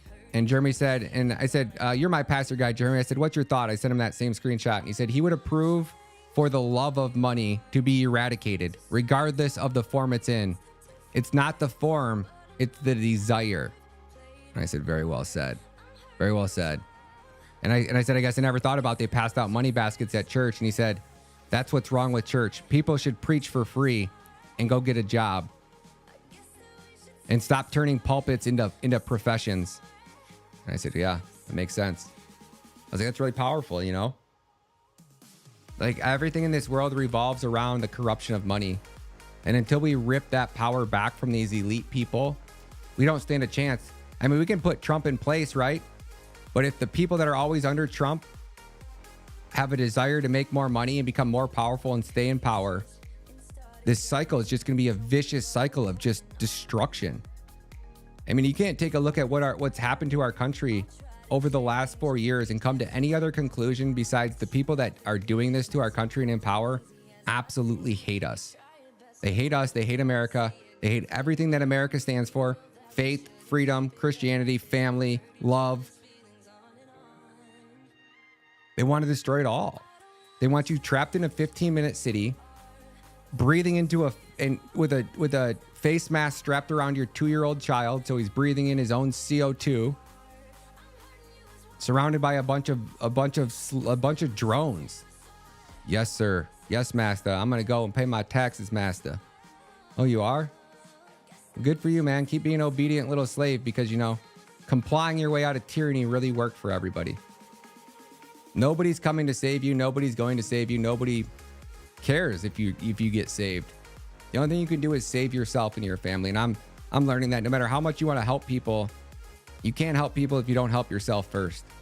So the best thing that you can do for your friends and family is, you know, and I say, don't even watch my shows, right? Stop watching all content online. I see so many people that are in our live shows every single day. And granted, I'm giving knowledge, so I do think that you're gaining value, especially from these crypto shows, because they are so educational. But, you know, to sit there and spend 8 or 10 hours on live streams when you could be putting 8 or 10 hours into understanding Bitcoin. And the saying is, I think it's, if you read a book a month on any topic, just one book a month on any given topic, within 5 years, you will become one of the top leading experts in the world in said category. You take a look at any asset class from the beginning of time, and you became a master at that asset class, whether it was tech investments, Nvidia, Facebook, social media, you name it, you would have been ahead. You would have been the Michael Saylor, making these insane exponential gains and realizing when, you know, Michael Saylor is really good at finding new technologies and betting big on the technologies that are going to change the world and change every aspect of life as we know it. And Michael Saylor is finally getting to that point. I don't know if you've seen his speech at Bitcoin Atlantis, but it was really, really good. It was really worth watching. And he starts talking about, you know, you when you become a billionaire now and you have the ability to move to a different country where there is freedom, you can take your capital, you can take your money, and you can leave. And there's nothing anybody can do about it. When you're a billionaire, you have the ability just to disappear. Right? And I think that's what you're going to see happen with Michael Saylor. I think he's going to be ending up in moving MicroStrategy out of America and moving it over to El Salvador. That's what I would do if I was him. And I think you're going to see Michael Saylor give a lot of that money, a lot of that Bitcoin away to countries. You know, I thought Argentina was going to be it. And it could just be fake news. It could be just bullcrap. But last I heard, Argentina just spent $781 million on government-funded transgender reassignment surgeries for children. But I could be wrong on that, you know. That was reported by National File. I love those guys, but sometimes they'll shoot from the hip without having all the facts. So I could see that being a fake narrative promoted by the World Economic Forum, or if, you know, Mei Lee was smart, I would like to see him take $780 billion from the World Economic Forum, saying that he's going to put it towards transgender reassignment surgery, and then funnel all that into Bitcoin and tell him to kick rocks. That's what I'd really love to have happen. But we can only wish and hope, you know. It's like Near over here on the chart, putting in, making some stellar moves. Near was down to $1. Now it's up to $7. There was one proof of stake blockchain. You guys have heard me say it a long time ago.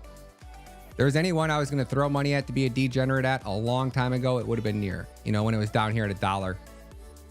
I think we were buying Near at like 5 or 6 or something like that on this way down. Actually, it might have been around 3. When was that?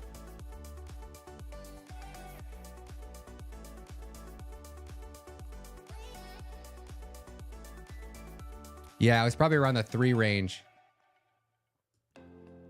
If I had to take a guess.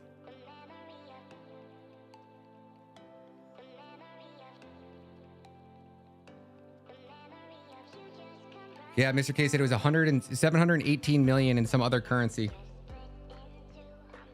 I had to read the strickle as well, or the article as well.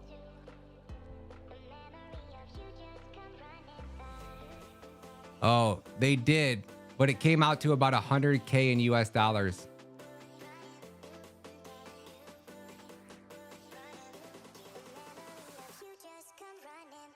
KDA is making 160.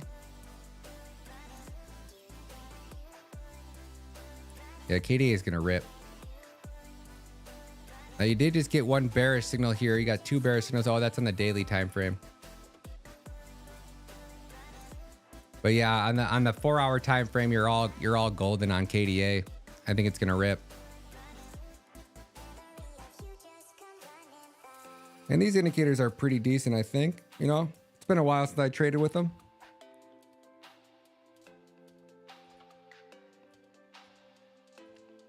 E-Man, good to see you. El Salvador is smart. El Salvador is awesome. Imaginary Coin says, should you have a weekly show on a specific time period during the weekend? I wish I can, man. I wish I could, my friend. I got kids and I'm gonna be traveling. I'm working on a documentary right now. I think it's gonna end political careers, in my personal opinion. It's gonna be one of the most powerful, raw, and impactful interviews that you guys have ever seen, or documentaries that you've ever seen. Probably costs around, I don't know, 50,000 if I had to guess. We do have a give send go we just set up. That's give send go / saving America. Let me see if the documentary is going to be called Treason. Let me see if I got the give send go. I know money's tight for a lot of people, so if you guys can't afford it, like literally don't stress her out. If you guys can afford to skip a cup of coffee, we just started it up. The documentary is going to be called Treason. Let me read you a little bit about it. So are you ready for the embark on a groundbreaking journey to uncover the true meaning of treason in America? Join us as we travel across the United States to investigate the most pressing issues plaguing our nation. Over the course of 90 days, starting on May 1st, we will visit 10 states, including New York, California, Chicago, Arizona, Texas, Mexico, to give you an up-close look at the death and destruction of America. In this gripping documentary, we will expose the child migrant concentration camps funded by your tax dollars, reveal the 40 million migrant, mostly military-aged males who have entered America, and shine a light on the NGOs that facilitated their journey. We will delve deep into the fentanyl crisis, shedding lights on drug addiction, smoking fentanyl in front of children on the streets, and the most importantly, we will expose the U.S. government's negligence in protecting migrant children from sexual predators. But we need your help to bring this story to life. The production of this documentary will cost between $50 and $75K. We are relying on generosity to support, and like you, to help make a donation. Donations of all sizes are welcome. If you donate more than $10, you will receive a free digital copy of the documentary upon its release. For just $9.99, you can access the full documentary. But for a truly immersive experience, consider purchasing the VIP package for $14.99.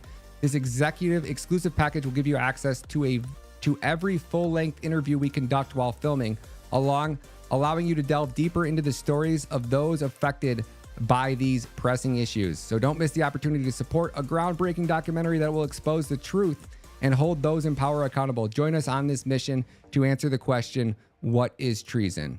Or better yet, what would another 4 years of treason look like? And that's the real question, right? Because what's being done to our country is treason, period, plain and simple. But you know how the left likes to manipulate words, so we're going to talk about the 10 words that describe treason in this documentary. We're going to make sure that everybody knows exactly what those words are. For example,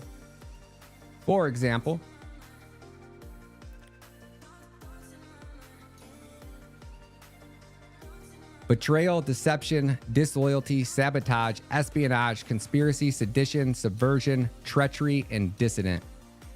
Right? Dissent.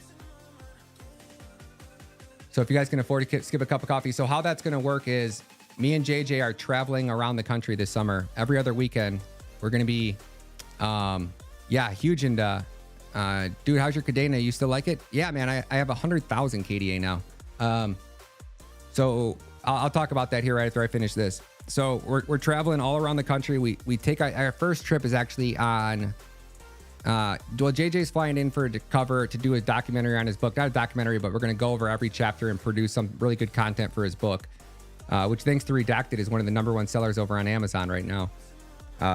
Then we're gonna start off. We're gonna go to California. We're going to California. Well, first he's coming to Detroit. Then we're going to California. Then to Chicago. Then to Wisconsin. Then to Detroit.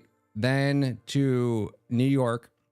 And as we go, we're going to be doing exclusive interviews that nobody's got, because no Border Patrol agents will talk to normal people. They won't talk to me. I've been down there countless times because they don't trust us. They don't trust that I'm going to cover up their face, or I'm going to, do the I gotcha and then go get them fired from their job. A lot of these guys have been in the job for 18 years and they got pensions that they get in 2 years.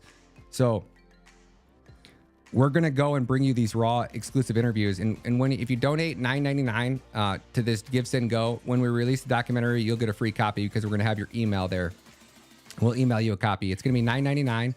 And that's just to hopefully cover enough money for our cost, and maybe the second documentary that we want to do right after it. And then for $14.99, which I've never seen any documentary do this, but we're going to have, when you're watching the documentary, you'll see 5 minutes of this interview, 10 minutes of that interview, 2 minutes of this interview. And you're always like, wow, that was a great story. Like, I wish I could see that whole interview. You will be able to go for $14.99 and get every single interview, all edited, all finally produced. And you'll be able to hear. So when the left says, oh, that documentary made it out to look like this, like they did with Sound of Freedom, right? It won't be possible with ours, because we're going to give you both the documentary. We're going to give you all the proof and all the facts and all the evidence that we collected along the way. And I think that this interview is going to end political careers, because all roads lead back to these politicians. That last $1.2 trillion, you saw what was in that bill.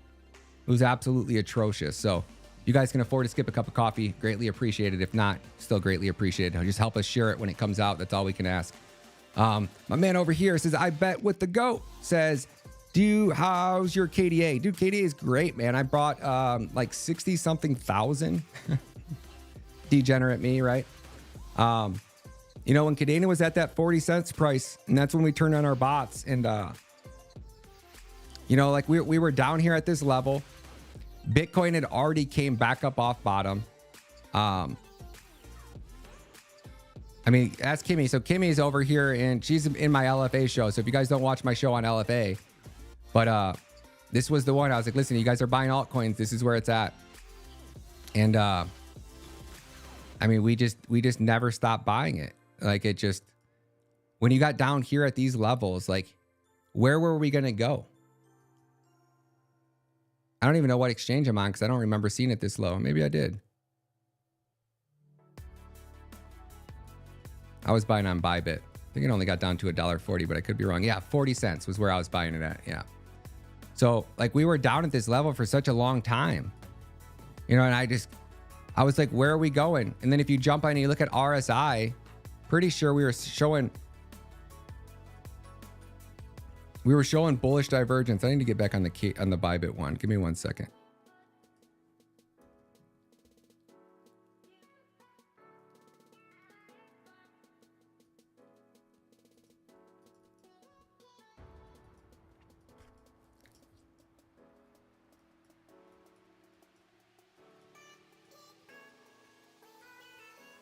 Yeah, there it was.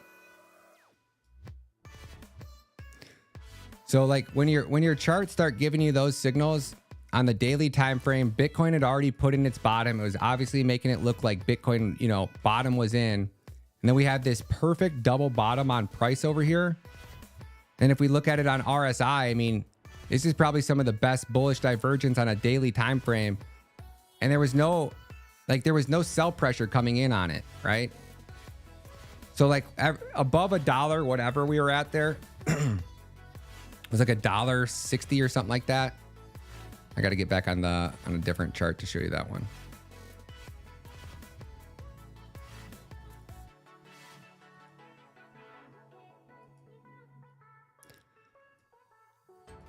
So like when we took off over here, right?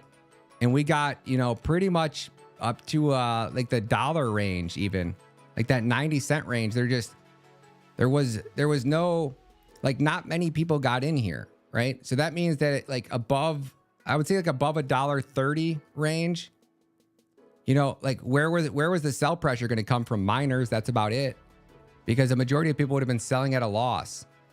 And there was just like at 41 cents, if you already wrote it down all the way, like who's going to sell at 41 cents? And then your miners that are mining, like on the verge of like the cusp of going into like another cycle, it seems stupid for your miners to sell too. So I just started adding up everything, and just all the signs were pointing to pack your bags, So I stacked another about 60 something thousand dollars, or 66,000 KDA, probably about 20 or 30,000 dollars worth, down there at 40 cents. I mean, I bought down here the first time it hit at 40 cents, maybe like 15,000. Then I bought another one over here, and then I fired up these bots, and the bots just started making me a fuck ton of money. ICP, you know, ICP got FTX'd, whether you believe the story about FTX. I mean, it seemed like everybody was, you know, singing the Sam Bankman-Fried "Screwed Me Over" song. ICP, it has a $10 billion portfolio, or a market cap, or 9 billion. So do I think ICP is going to do, like, end up with a $100 billion market cap? That's a 10x. Very possible. Like maybe it hits a $90 billion market cap this cycle because we have a blow off top or something crazy like that. But I think Bitcoin's easily going to 1 million. So Bitcoin is a 10x guaranteed in my head. ICP would be, like, I don't know anybody who uses it. I know that it was like one of the #1 hated coins. I know at one point, if we go to their market cap started out at $52 billion. And every single person who bought in at $428 got absolutely obliterated all the way down. Anybody who tried to DCA into this coin got absolutely obliterated. And now it's at 19 cents. So I don't think the community's there to back it. It has a $9 billion market cap. I don't think Moon Boys are going to really be hooting and hollering about shilling it. So it's up to you what you think. I personally wouldn't be putting my money into something that has an infinite supply. But, you know, that's not it's up to you, my friend. It's another centralized coin. You know, a lot of these projects, they're very centralized, which is nothing wrong. Like I'm not a Bitcoin maxi that's like, hey, you know, you can't invest in technology companies, because at the end of the day, it's just what it is. It's a tech company. And if that's where you choose to park your capital, that's where you choose it. But I think that, you know, if 90% of your portfolio is in Bitcoin and you want to, you know, throw some bar tab money at something like ICP, just like a scratch off. Yeah, sure, man. Hey, AZTV says, I need you to call the top like you did in 2020, Matta, my friend. That we will definitely be doing, my friend. We're going to take some profits all the way up this time. We're not going to play those games, you know. When anything 10x's, you just sell 10% of it.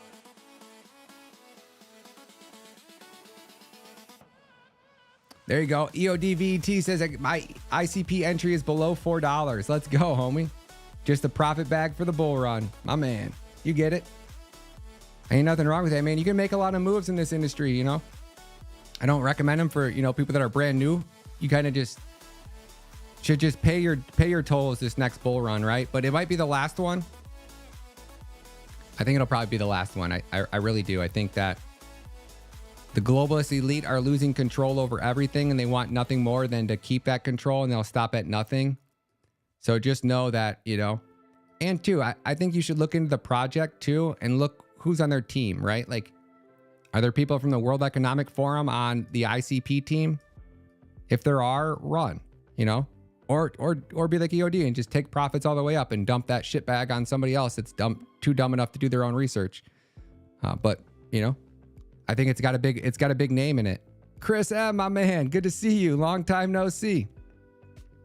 I'm back, my friend. I'm back. We're doing 2 shows a day. One at 9 a.m. and one at 10 a.m. and one at 9 p.m. This one normally ends at 10 p.m., but then I jumped over here in the charts and started chatting with y'all, and y'all know me, I like to talk. So anytime I get a chance to talk about crypto, that's why I like bringing people on for the interviews. So I don't have to hear myself talk, and I just get to let them talk, you know?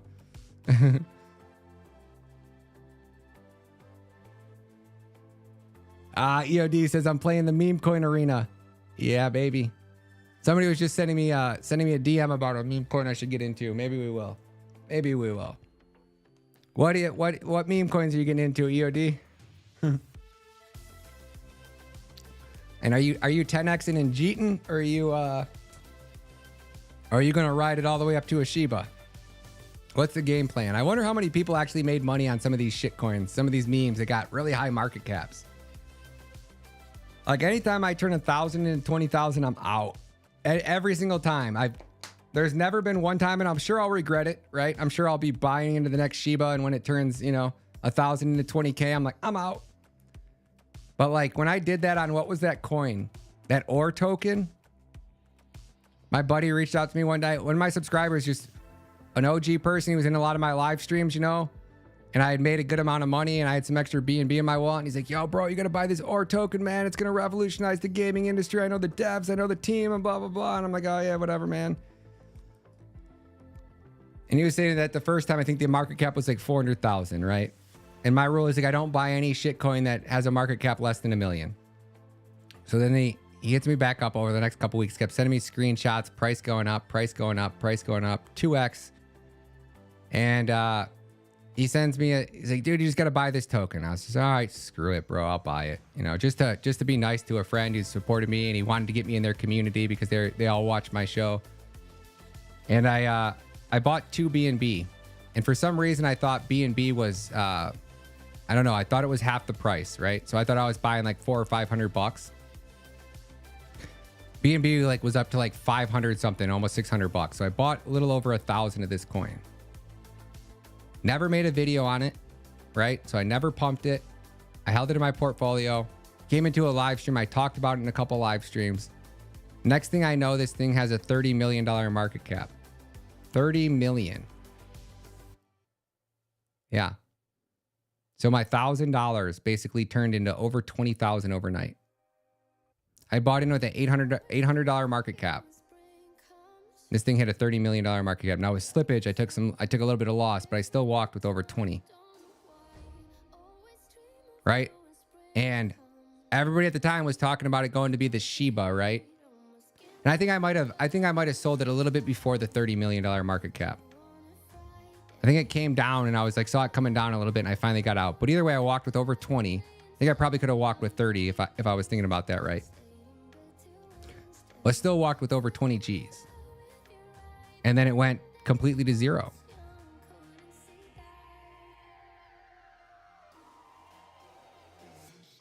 Scam Dow says you gotta take a look at Pondcoin. Pondcoin. I think we pulled up that one before. We can pull it up for you, Scam Dow. Scam Dow is one of my OG subscribers too.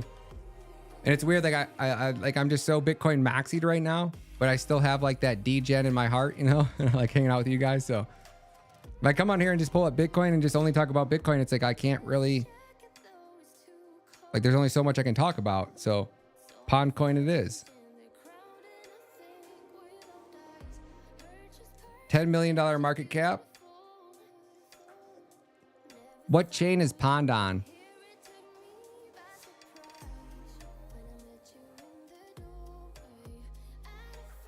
Oh, Pond breed pork. Yeah, I remember those. And you say it's going to take over Uniswap? It's a DEX. It's going to compete with Uniswap. I dig it, man. I dig it. I dig it, my friend. How about QNT XRP Algo? QNT, I think, has some cool tech behind it. I think people are really hypey about Quant last bull run, which a lot of times you don't get the double back-to-back bull runs. Normally it's the opposite. Algo, I wouldn't. Algo is one of those ones that broke my rule, which was if it put in a lower low than it did in the previous part of the bull run, I wasn't going to buy it. And it did. And I have never really been a fan of Algo just because I don't think they're developing enough on their ecosystem. Like we had the layer 2 battles or the layer 1 wars, I guess if you would call it. It was like all these layer 1 blockchains trying to be the next Ethereum. And they just never were, right? Like Solana, I guess, gave it the best shot. So I think Solana won that round but then everything on Solana was kind of faked and scammy and shitty. And, without SBF, where would Solana have really been? So, it's hard to say, it's really hard to say, but Jumper DC World says Jesus coin burns ETH 80% of the supply. There you go. Congratulations, Restream says you've received 100 messages in your live chat today. That must be a record for us. Good stuff over here. Good stuff, folks. We coming back. We coming back. EOD says, and always save some of your Uncle Sam tax man. Yep. DGen plays cash out and get some fiat comforts for those, or save those in stables for BTC retrace after the bull run. There you go. See, I don't know if we're gonna have, like, what happens if BTC goes to a couple million? Where's the pullback come to? Yeah, so Algo, I just wouldn't bet on Algo long run just because it's like it didn't even compete in the L2 wars last cycle. It's fairly old. Yeah, Algo's back from 2019. It did put in a new all-time high.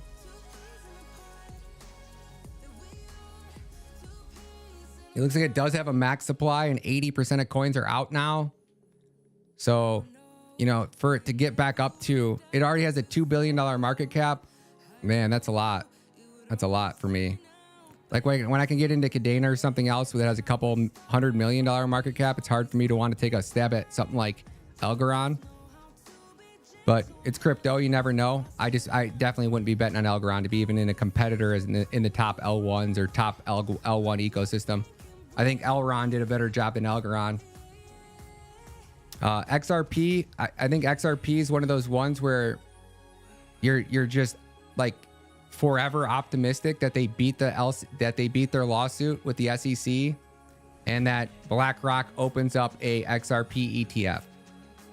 BlackRock opens up an XRP ETF, which all the money, with all the globalist money they're going to bring into that ETF, man, that would be, you know, with a coin like XRP, even though it has a $30 billion market cap, you know, you could see XRP 35 million. You could see XRP flip ETH if they all of a sudden got an XRP ETF approved and they didn't get an Ethereum one approved. So I think that's the only reason that you would hold XRP, or if you're like me and you trade it, right? And you use it to trade against your Bitcoin. So like I have a bot that has XRP and Bitcoin, and every time it trades, it scalps. So it sells XRP and gets me more Bitcoin. So that's why I use XRP. That's why I have Matic. I think Matic's one of those coins that also has just the amount of partnerships that Matic has when we get into like a bullish cycle. And you just see like Starbucks. I mean, I went through and made a video on all the partnerships that Matic had, and it was freaking nuts. Absolutely nuts. You know, their circulating supply is at 99.7%. So that's really going to be interesting, folks. What happens when they're validator rewards? Wow, this is the first time that I think we've seen that. Wow. Has anybody been talking about that? What happens when their validators run out of supply?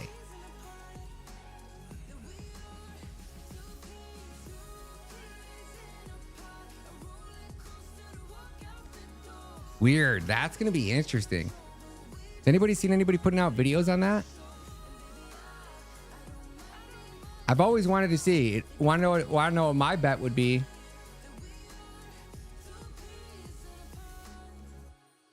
It's only in your best interest, folks, if we increase the supply that was once fixed. And I know you guys all bought in because you're like, yeah, Matic has 9.9 million coins or billion coins. And that's 99% of the supply. What a great investment. I'm going to buy some Matic with a $10 billion market cap because, hey, those validator rewards aren't going to be dumping all on top of retail investors. So if they keep that supply and you don't have that insane excess of Matic coins being dumped on retail investors going into this bull run, that could be big. But my bet would be that they come out with a great reason and great logic on how expanding and depreciating the value of your tokens is in the best interest of you. What do y'all think?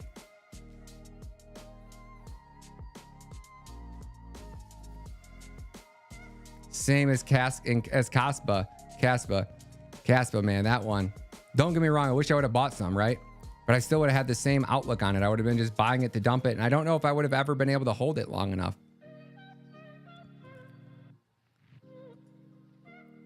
$3 billion. They have 80% of their coins released already. It's fucking nuts, man. Absolutely nuts. And see, you guys have taken, in my personal opinion, you really took the, like, that community was super fucking small, right? I mean, they might have had maybe 10,000, 15, 20,000 people, but not enough to where you're not going to get like the moon boy hype coming from this. You might have a few people that are convincing you that Caspa, this product that doesn't have smart contract, is going to pump, but I mean, it'd be hard for you to convince me to put my money into something with a $4 billion market cap. That's for sure. Because I definitely would rather put it in Bitcoin at 75,000 than Caspa at 14 cents with a, when are those supplies, when are those rewards all done? EOD.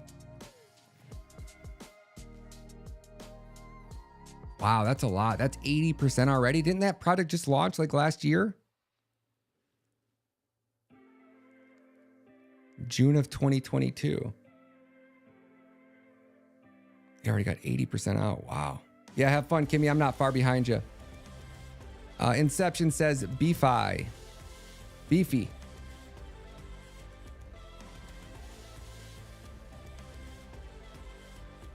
Here's a little low capper for you. Came out last week, it looks like.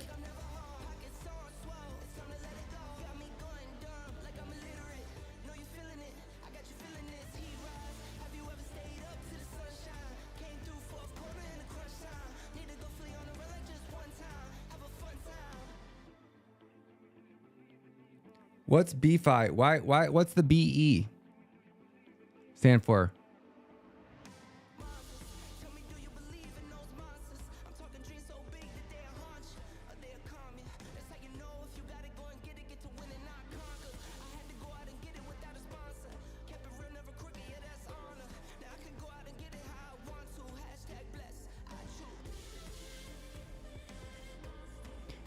So you can collect a Magic Eden wallet, a MetaMask wallet, a Trust wallet, a Unisat wallet, right? Your OKEX wallet, and BitGet wallet. Now that's interesting.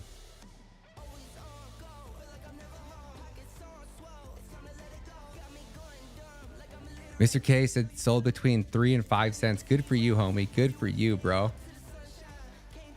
Caspa equals G.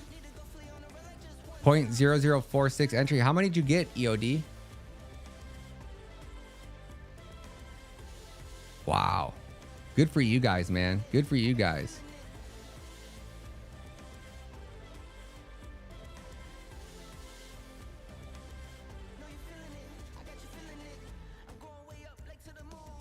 Now this might be cool. This might be an interesting one.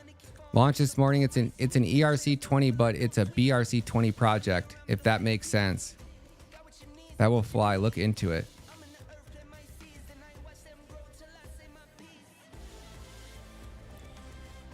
So the thing is, the curious thing, how are they gonna, like, that's what I'm curious on. Where are they getting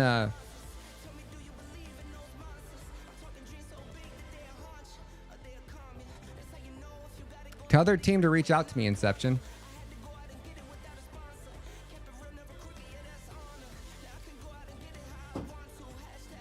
It looks like some of the things won't work, and maybe that's because I don't have a wallet connected. But yeah, man, I think you're onto something there, bro.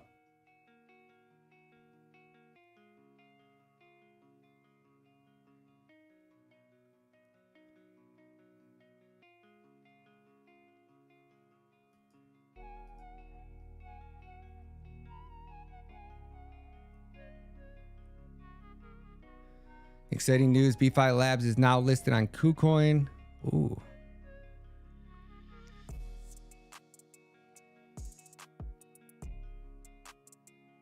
See, this is where I'm like so uneducated about what's going on the Bitcoin ecosystem. That's why I want to interview. So yeah, absolutely. Tell them to reach out to me. If you have their team or have contacts with their team, I'd love to learn more about BeFi. Anything that's related to Bitcoin, and especially Bitcoin DeFi, I'm interested in. What about Goldfinch? Let's take a look at it for you, homie. And if you really want to know, I try not to shit on too many projects, but like, you know, you wanted to know what's up with Algo. If you just search Ryan Matta Algo, and what you're looking for is my whiteboard videos. Oh, right there. Normally they have a whiteboard image on them. So here, I'll just share this one with you. But I've made basically like really in-depth step-by-step whiteboard videos that explains everything that every retail investor should know before investing in Algorand.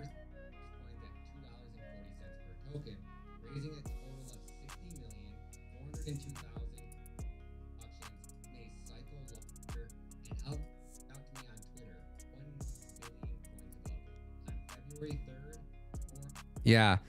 So this breaks down like, and they took this away, and I'm almost positive that Masari took away these features. So I used to be able to go onto a website and I could tell you like how much their node payouts were, how much their participation rewards were, how much everybody was making in this ecosystem. And I broke it down. I was like, look at, dude, the VCs are straight fucking dunking on you guys. Like this right here is probably when everyone in the Algorand team started fucking pumping out videos, right? And they get their whole community rallied behind some big event. They schedule the event right around the same time that there's a freaking token unlock schedule. And as the VCs and all the team members get all their tokens, all the dumb retail investors are coming running in behind them because they think it's the greatest thing since sliced bread. And they're all taking profits on all you while you're pumping their bags. And then the cycle repeats, and it just repeats and repeats. And then I break down exactly how much money they would have made.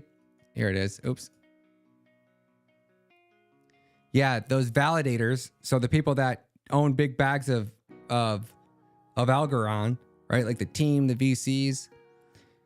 If they were running all the validators, like let's say they centralized validator production and they had 1,000 nodes out there, and most of those were ran by the team and early investors, right? Those early investors and team members would have been paid since the inception of Algorand $6,213,79,721 worth of Algorand. So that's how these VCs are sucking all of your money out. They create these blockchains, they hype them up. They probably did a lot of work trying to actually build them, right? And develop them and grow their ecosystems and whatever. But they're just failed projects. They're failed companies because the technology, the underlying coding language that the blockchains were built on, were never going to meet the demands of real world adoption. They can't scale on their proof of stake. And then the next person, SPL, says, what about HBAR? So HBAR is another one where if you take a look at how their blockchain's built, and if you just go over to Google and you Google the HBAR consortium, I think they call it the consortium. Well, now they call it the Hedera Council, right?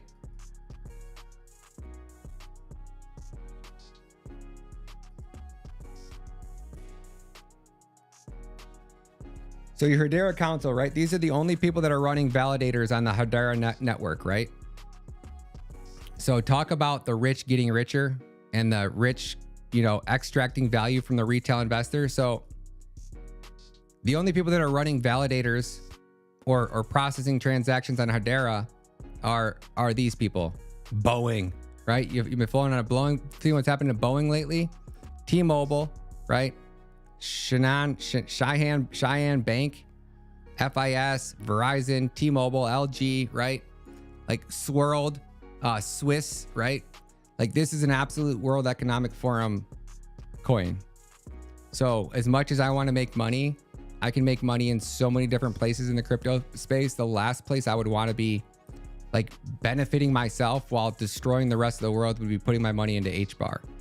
They also remove their slashing penalties, which means that if your validator decides to reject the transaction or tries to do anything shady, right? Like, I don't know, move coins or mint extra coins or change the rules of the game, they're not penalized, because obviously Hedera doesn't want to go and penalize Google, right? And just look at those companies. So the busier the network gets, the more that these companies get paid your crypto.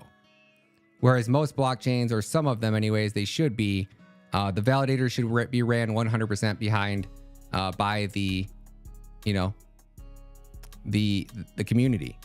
And that's how you really kind of attempt to decentralize, in a way, a proof of stake project. But Hedera is probably, out of all the projects in crypto, this is probably one of my least favorites.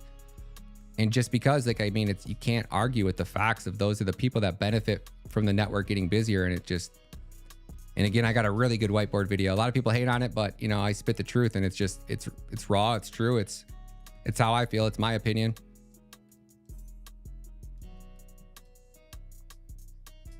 But yeah,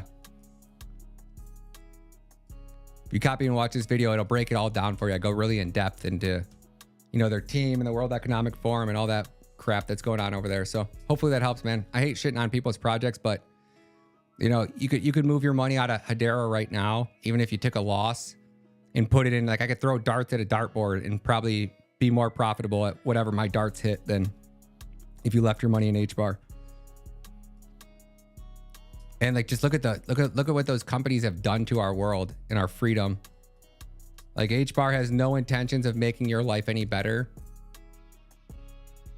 at all. It's got a $4 billion market cap.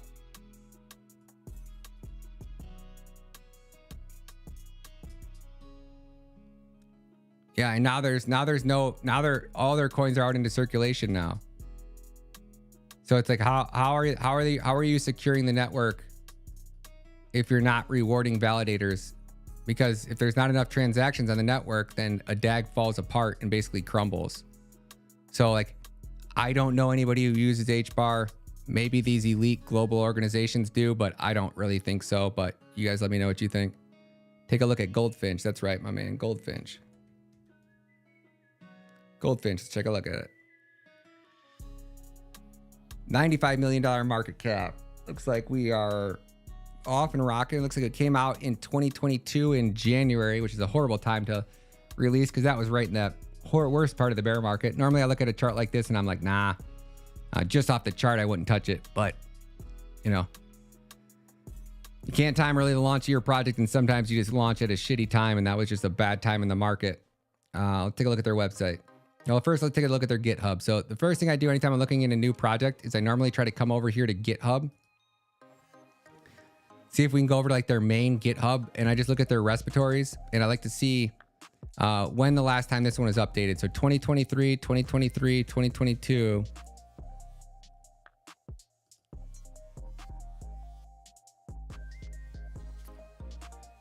So normally when you see a project over here, their GitHub should be like jam-packed, like boom, boom, boom, boom. Like we're really building, we're really developing.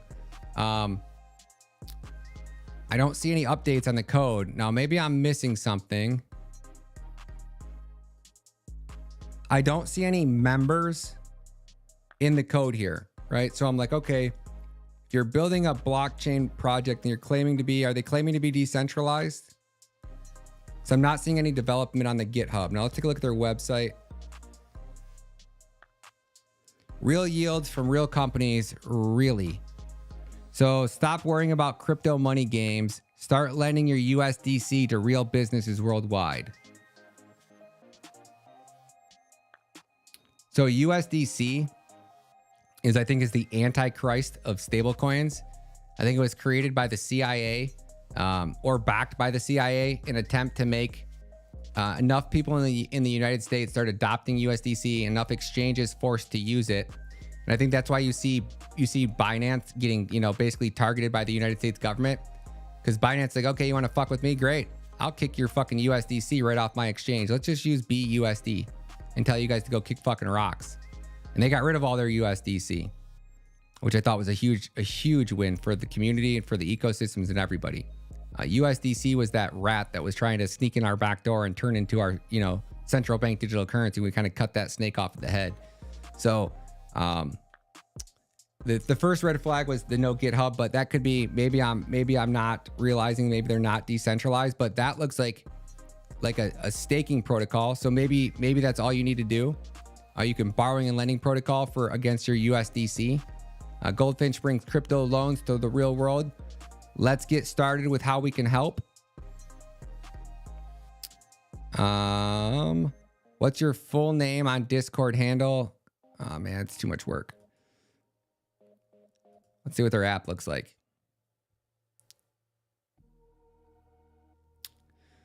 So you basically stack your USDC and you get 8.58%.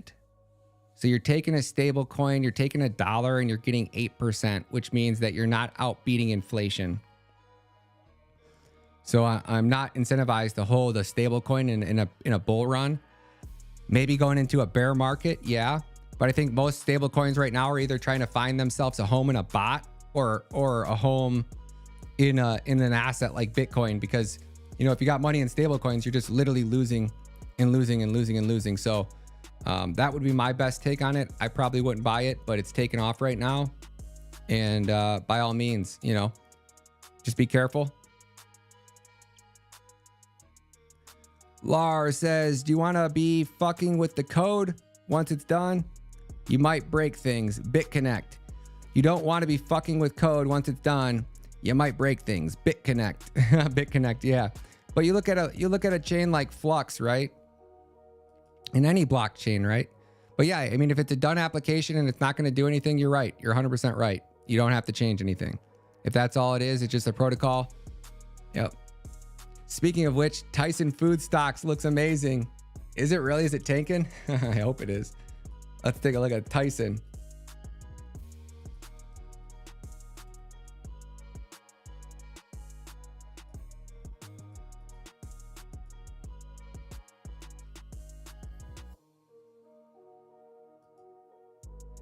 This is where you look at this market and you're like, dude, this shit is hugely rigged. Like the last thing I'm buying when I go to a grocery store now is Tyson. After seeing what they just did to our country, and you look at this and you're like, yeah, they're about to get the Bud Light treatment. I remember when Bud Light's stock price was kind of going up for a minute there too, and they couldn't sell a fucking Bud Light. They had to give away all their Bud Light. I assume Tyson Chicken will be doing the same thing, throwing away mountains of chicken. Between hiring migrant children who are losing limbs because they're getting their limbs chopped off because they're hiring 14-year-old migrant children to work in their freaking sweatshops, to putting puberty blockers and GMOs and injecting our food with cancer-causing chemicals. Yeah, I would say short Tyson. It's all rigged. It is, man. It fucking is, dude. Fucking A. Looking like a great short. You ain't shitting, man. What's the market cap on this shithole? 21 billion. 21 billion. How is everybody not shorting Tyson right now? I mean, everybody. You know? Like I don't know anybody who's buying Tyson. I don't know anybody who plans to buy Tyson. I don't know anybody who's going to be like, yeah, you know what? I've let that one slide.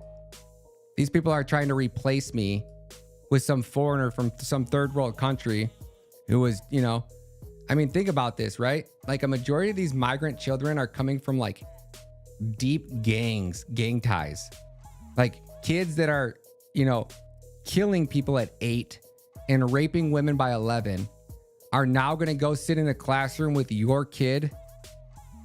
What happens when an altercation breaks out? Like these people come from areas where they don't have 911. 911 doesn't answer. Their first response is violence, in like real violence. Like you don't walk away violence. Like they have no stop or I beat him, he's down. A 7-year-old and a 12-year-old right before we went online just went and killed somebody. 2 migrant children went into some lady's garage and slaughtered her. A 12-year-old and a 7-year-old. I mean, y'all better get ready for this summer, folks. It's going to be fucking wild.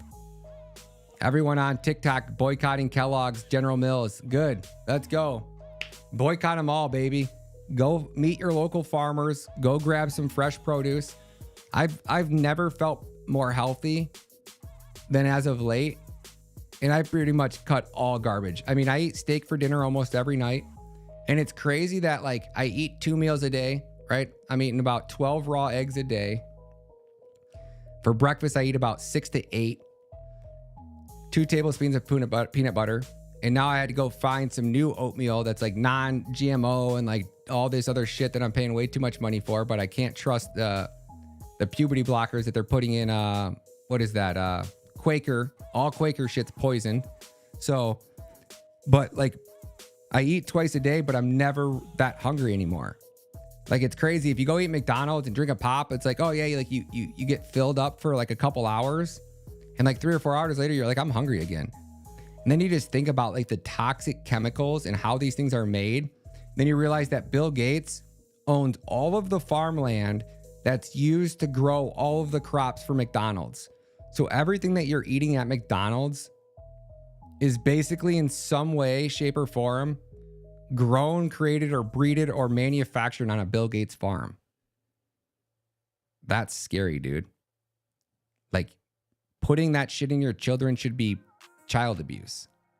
Like that shit is toxic. And who is that? Says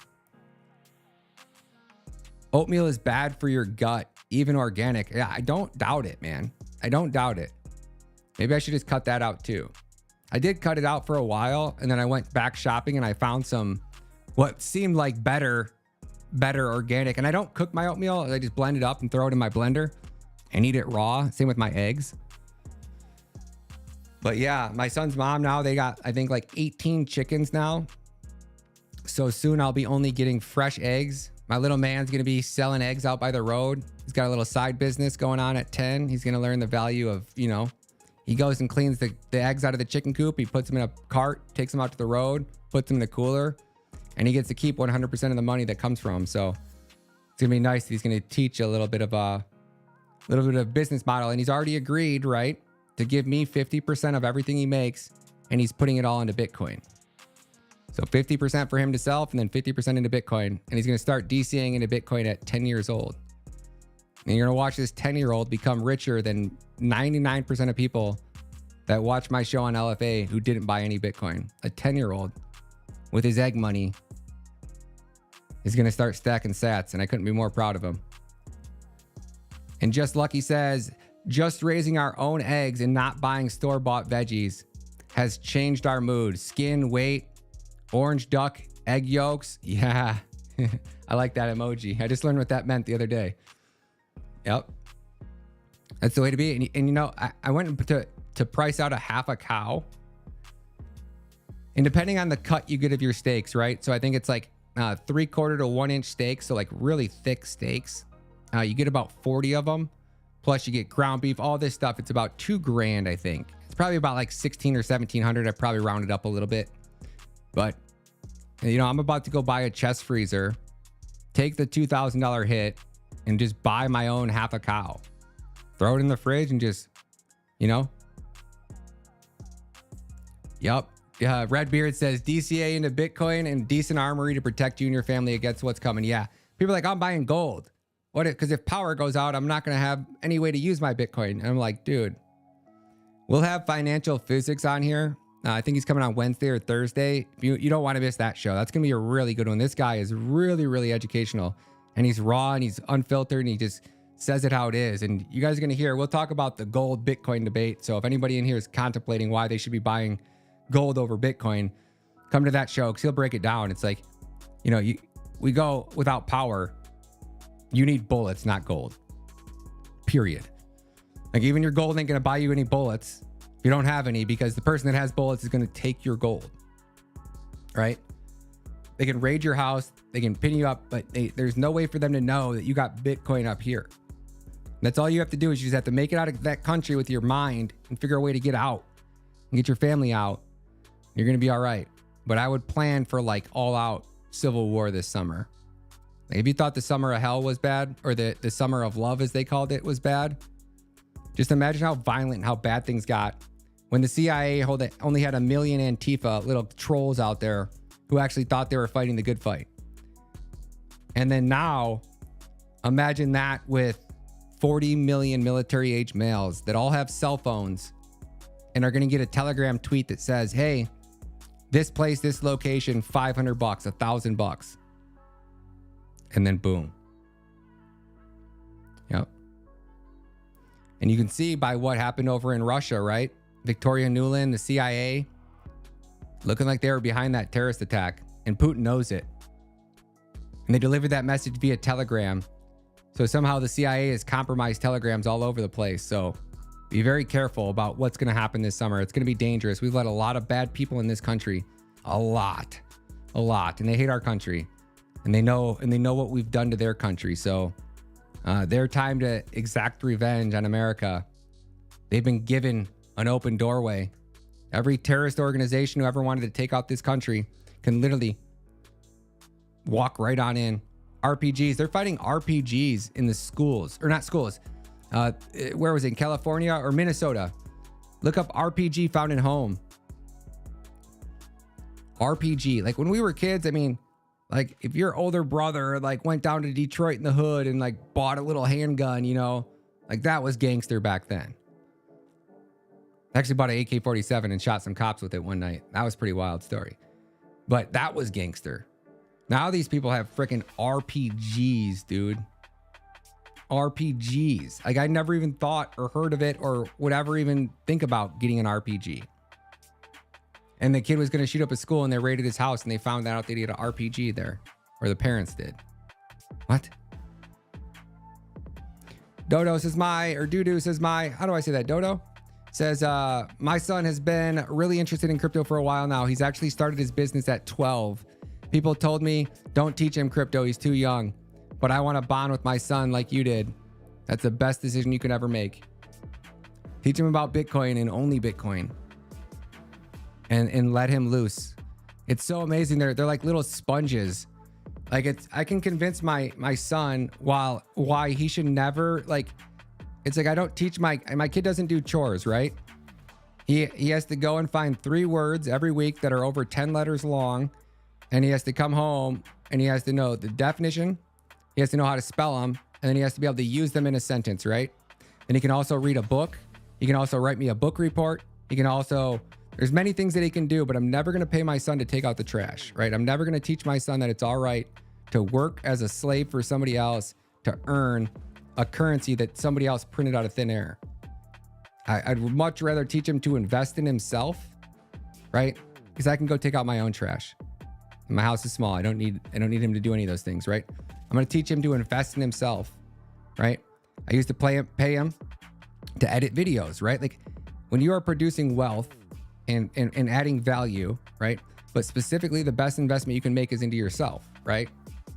So he might not realize it now, but as he gets older, he's going to be like, wow, like my vocabulary is vast. It's one thing I never had. I sucked at reading. I was horrible at it. I always say that if I could have one superpower, it would be able to speed read, because I would be a multimillionaire by now. Like your ability to gain knowledge and retain that knowledge and then communicate back and forth with somebody, it's invaluable. And that's the lessons I want to teach him, is just constantly investing in yourself. Start your own business. Never go work a 9-to-5. Learn how to become so valuable that people will pay you for your talent and your skill set. Doesn't matter what you choose to do, but whatever you do, just become the best at it. Work hard, don't give up, and don't be a slave to the fiat system, I guess. Check out goodrancher.com, 100% American raised, no mRNA or antibiotics. Dave, there you go.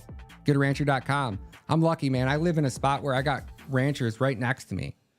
So my dad buys all of like the corn and shit that he feeds the deer in the backyard, and they got a farm and they sell whole cows, and that's where I just go buy it from them. I drive right up the road, take it they send it right to the slaughterhouse. It gets all chopped up and butchered up and boxed up, and then I just go up there and pick up my boxes. I'm really excited about it, but it's nice for people that don't. There you guys go. What is it? Beef.com, goodrancher.com, 100% American raised, no mRNA or antibiotics. That's it. $1 is 200 processing fees. 175 pounds of meat, roughly $1 per pound. That ain't bad. That ain't bad, Rick. That ain't bad at all. Some venison, baby. That sounds really good. Patriot Caveman says, my wife thought I was crazy for years when I was buying more guns and ammunition. Last year, she finally told me I was doing the right thing. It's crazy to think about that. My buddy Kyle, you guys know Kyle Seraphin. He's got one of the largest gun collections that I've ever seen. He's like, anytime I get a chance, he goes somewhere and they see like a really good deal on ammo, he's just bought it. And then when that whole Israel thing started going out and they started selling, they couldn't sell us AR-15 ammo, and ammo is driving up through the roof, and it's just like, holy cow. Like, there's a demand for ammo out there, and it's drastically more expensive. I mean, like, investing in ammo, I would say ammo outpaces inflation every time, quite drastically. So like, if you had to barter, and we go into a barter system, like, those bullets will be so much more valuable than anything, any gold, any commodity. Shit, they'd probably be more valuable than Bitcoin if you really think about it. Because at least you can hunt and feed yourself. And I think that, like, having like a crossbow too is critical right now. Very, very smart to go out and buy yourself a crossbow, especially if you can't afford to buy a gun or Bitcoin or anything like that. I think the very least, I don't want to have a crossbow. At least you can shoot somebody with that and, grab your ammo, maybe. Or at the very least, you could probably make yourself some type of makeshift arrow that would probably shoot through it. So even if you lost your arrows, you can just make yourself some new ones. So I think a crossbow would probably be a pretty good investment as well.